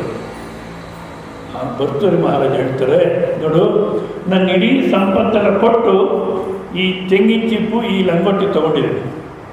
ಇದರಲ್ಲಿರ್ತಕ್ಕಂಥ ಆನಂದ ನಿಂಗೆ ಅರ್ಥವಾಗಲ್ಲ, ಹೇಳಿದ್ರು ಗೊತ್ತಾಗಲ್ಲ, ಹೇಳಿದ್ರು ಗೊತ್ತಾಗಲ್ಲ. ಅಂಥವರು ಏನು ಕರ್ಮ ಮಾಡಲಿಕ್ಕೆ ಹೋಗಲ್ಲ. ಅವ್ರ ಜೀವನದಲ್ಲಿ ಕರ್ಮ ನಡೆಯುತ್ತೆ ಹೊರತು ಕರ್ಮ ಮಾಡಲಿಕ್ಕೆ ಹೋಗಲ್ಲ. ಕರ್ಮ ಮಾಡಲಿಕ್ಕೆ ನಡೆಯುತ್ತೆ, ಕರ್ಮ ಮಾಡಲಿಕ್ಕೆ ಹೋಗಲ್ಲ ಅಂದರೆ ಸ್ವಲ್ಪ ಅರ್ಥ ಆಗೋದು ಕಷ್ಟ ನಮಗೆ. ಅದರಲ್ಲಿ ಒಬ್ಬ ಭಿಕ್ಷುಕನಾಗಿ ಜೀವನ ಮಾಡ್ತಿರ್ತಾನೆ. ಈ ಉಪನಿಷತ್ತಲ್ಲೇ ಬರ್ತೀವಿ ಕತೆ, ದೃಷ್ಟಾಂತ ಚೆನ್ನಾಗಿ ಅರ್ಥ ಆಗುತ್ತೆ ನಮಗೆ. ಭಿಕ್ಷುಕನಾಗಿ ಜೀವನ ಮಾಡ್ತಿರ್ತಾನೆ. ಒಂದು ಸಲ ಪೊಲೀಸರು ಬಂದು ಅರೆಸ್ಟ್ ಮಾಡ್ಕೊಂಡು ಹೋಗ್ತಾರೆ, ಅರಮನೆಗೆ ಕರ್ಕೊಂಡು ಹೋಗ್ತಾರೆ. ಅವನ ಹತ್ರ ಒಂದು ನಿಕ್ಕರು, ಒಂದು ಬನಿಯನ್ನು, ಒಂದು ಡಬ್ಬ, ಒಂದು ಕೋಲಿ ಇರುತ್ತೆ, ಇಷ್ಟೇ ಆಸ್ತಿ. ಇಲ್ಲ, ಈ ದೊಡ್ಡಬಳ್ಳಾಪುರದಂಥ ಒಂದು ಊರಲ್ಲಿ ಭಿಕ್ಷೆ ಬಿಡ್ತಾನೆ. ರಾಮ ನಾಮ ಜಪುಲೆನ जीवन बनना, ये जीवन 2 दिन का, ये जीवन 2 दिन का, ये जीवन है माटी की पुतला, पानी पड़े जल जावे समझ नहीं आवे, ये जीवन, ಈ ಜೀವನ ಅನ್ನತಕ್ಕ ನಮ್ಮ ಮಣ್ಣಿನ ಮಡಕೆ ಯಾವಾಗ ನೀರು ಬಿದ್ದು ಹೋಗ್ಬಿಡುತ್ತೋ ಗೊತ್ತಿಲ್ಲ ಅಂತ. ಏನು ಮಗು, ಯಾರು ಹೋಗೋದು?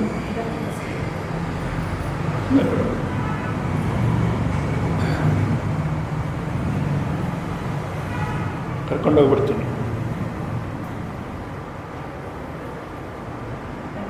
ಈ ಥರ ಹಾಡು ಹೇಳ್ಕೊಂಡು ಜೀವನ ಮಾಡ್ತಿರ್ತಾನೆ. ಈಗ ಅರಮನೆಗೆ ಕರ್ಕೊಂಡೋದ್ರು, ಇದೆಲ್ಲ ತೆಗೆಯಿದ್ರು, ಒಳ್ಳೆ ಟಿಫನ್ ಕೊಟ್ಟರು, ಒಳ್ಳೆ ಡ್ರೆಸ್ ಕೊಟ್ಟರು.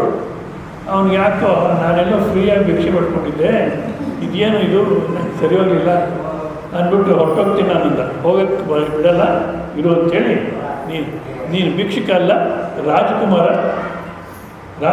ನೀನು ಭಿಕ್ಷುಕ ಅಲ್ಲ ಅಂತೆಲ್ಲ ಉಪದೇಶ ಮಾಡಿ, ಮತ್ತು ರಾಜ 1-2-3 ತಿಂಗಳು ಸತ್ತೋಗ್ತಾನೆ. ಇವನು ಪಟ್ಟಾಭಿಷೇಕ ಮಾಡ್ತಾರೆ ರಾಜನಾಗಿ. ಹೌದಾ? ರಾಜಭಾರ ಮಾಡ್ಕೊಂಡಿರ್ತಾನೆ. ಮತ್ತು ಒಂದು ಸಲ ಏನಾಗುತ್ತೆ, ಆ ನಿಕ್ಕರು, ಬನಿಯನ್ನು, ಆ ಡಬ್ಬ, ಕೋಲಿ ಎಲ್ಲ ಒಂದು ಕಡೆ ಇಟ್ಟಿರ್ತಾರೆ. ಅದು ಇವ್ರ ಕಣ್ಣಿಗೆ ಬಿಡುತ್ತೆ. ಈಗ ನಾನು ಭಿಕ್ಷೆ ಬಿಡೋದು ಹೇಗಿರುತ್ತೆ ನೋಡೋಣ ಅಂದ್ಬಿಟ್ಟು ಅದನ್ನೆಲ್ಲ ತಗೊಂಡು ನೀವು ಇಲ್ಲೇ ಇದೆ ಅಂತಂದು ಹೇಳಿ ಭಿಕ್ಷೆ ಬಿಡ್ಲಿಕ್ಕೆ ಹೋಗ್ತಾರೆ. ಇವಾಗ ರಾಜನಾಗಿದ್ದು ಭಿಕ್ಷುಕನಾಗಿ ಹೊರಗಡೆ ಕಾಣ್ತೀನಿ. ಅದೇ ಹಾಡು ಹೇಳ್ಕೊಂಬರ್ತಾನೆ, ಅದೇ ಬೀದಿ, ಅದೇ ಜನ. ರಾಮ ನಾಮ ಜಪ लेना जीवन बनाना, ये जीवन 2 दिन का, ये जीवन 2 दिन का, ये जीवन है कागज की पुड़िया, हवा लगे उड़ जावे, समझ नहीं आवे, ये जीवन 2 दिन का. ಈ ಜೀವನ ಅಂತಕ್ಕಂಥದ್ದು ಕಾಗದದಿಂದ ಮಾಡಿರ್ತಕ್ಕಂಥ ಒಂದು ಕುಡಿಕೆ ಮಸಿ ಕುಡಿಕೆ ಥರ, ಅಥವಾ ಕಾಗದದಿಂದ ಮಾಡಿರ್ತಕ್ಕಂಥ ಪಕ್ಷಿ ಥರ. ಹವಾಲಗೆ ಉಳಿದಾವೆ, ಗಾಳಿ ಬಂತು ಹೊರಟೋಗ್ಬಿಡುತ್ತೆ, ಅನಿತ್ಯ ಅಂತ ಹಾಲು ಹಾಕ್ಕೊಂಡು ಹೊರಟಿರ್ತಾನೆ. ಮುಂಚೆ ಯಾರನ್ನ ಒಂದು 50 ಪೈಸೆ ಕೊಟ್ಟು ಸಂತೋಷ ಪಡೋದು, ಇವಾಗ ಯಾರನ್ನ ಒಂದು 50 ಪೈಸೆ ಹಾಕಿದ್ರೆ ಸಂತೋಷ ಇದೆಯೋ? ಯಾಕೆ? ನಾನು ರಾಜ. ಹೌದಾ? ಯಾರನ್ನ ಬೈದರು, ಎಲ್ಲ ಹೋಗಿದ್ದೆ 3 ತಿಂಗಳು ಮತ್ತೆ ಒಂದೇ ದರಿದ್ರ ಮುಖ ಅಂದರೆ ಏನು ಅಂದ್ಕೊಳ್ತಾನೆ? ನಂದೆಲ್ಲ ದರಿದ್ರ ಮುಖ, ನನ್ನ ಮುಖ ನೋಡ್ಬೇಕು, ನಿಮ್ಗೆ ಪುಣ್ಯ ಇರಬೇಕು, ನಾನು ರಾಜ. ಭಿಕ್ಷುಕನಾಗಿ ವ್ಯವಹಾರ ಮಾಡಿದ್ರೂ ಅದೇ ರೀತಿ ಇದನ್ನು ನಾವು ಅರ್ಥ ಮಾಡಿಕೊಂಡ್ರೆ, ಸಂಸಾರಿಗಳಾಗಿ ವ್ಯವಹಾರ ಮಾಡಿದ್ರೂ ನಿಜವಾದ ಸಂಸಾರಿಗಳಾಗಿರಲ್ಲ, ಆನಂದ ಸ್ವರೂಪಿಗಳಾಗಿರ್ತೀವಿ. ಹೊರಗಿನ ಜಗತ್ತು ಸಂಸಾರಿಗಳಾಗಿ ಕಾಣ್ಬೋದು, ಅಯ್ಯೋ ಒದ್ದಾಡ್ತೀವಿ ಅನ್ನಿಸ್ಬೋದು, ಆದರೆ ನಮ್ಗೆ ಯಾವ ಒದ್ದಾಟ ಇದ್ದೀರಾ ಆರಾಮಾಗಿರ್ತೀವಿ. ಸೊ ಅದನ್ನು ತಿಳ್ಕೊಳುತ್ತೆ ಮನುಷ್ಯ ಜೀವನ ಅಂತಾರೆ. ಇಲ್ಲಿ ನಿಲ್ಲಿಸಿರೋಣ. ನಾಳೆ ದಿವಸ ಮಧ್ಯಾಹ್ನ 12ರಿಂದ 1 ಗಂಟೆ ತನಕ ಅಲ್ಲಿ ಹೇಮಾವತಿ ಪೇಷನಲ್ಲಿ ಪುಷ್ಪ ಮ್ಯಾಥಮೆಟಿಕ್ಸ್ ಸೆಂಟರ್ ಗಣೇಶ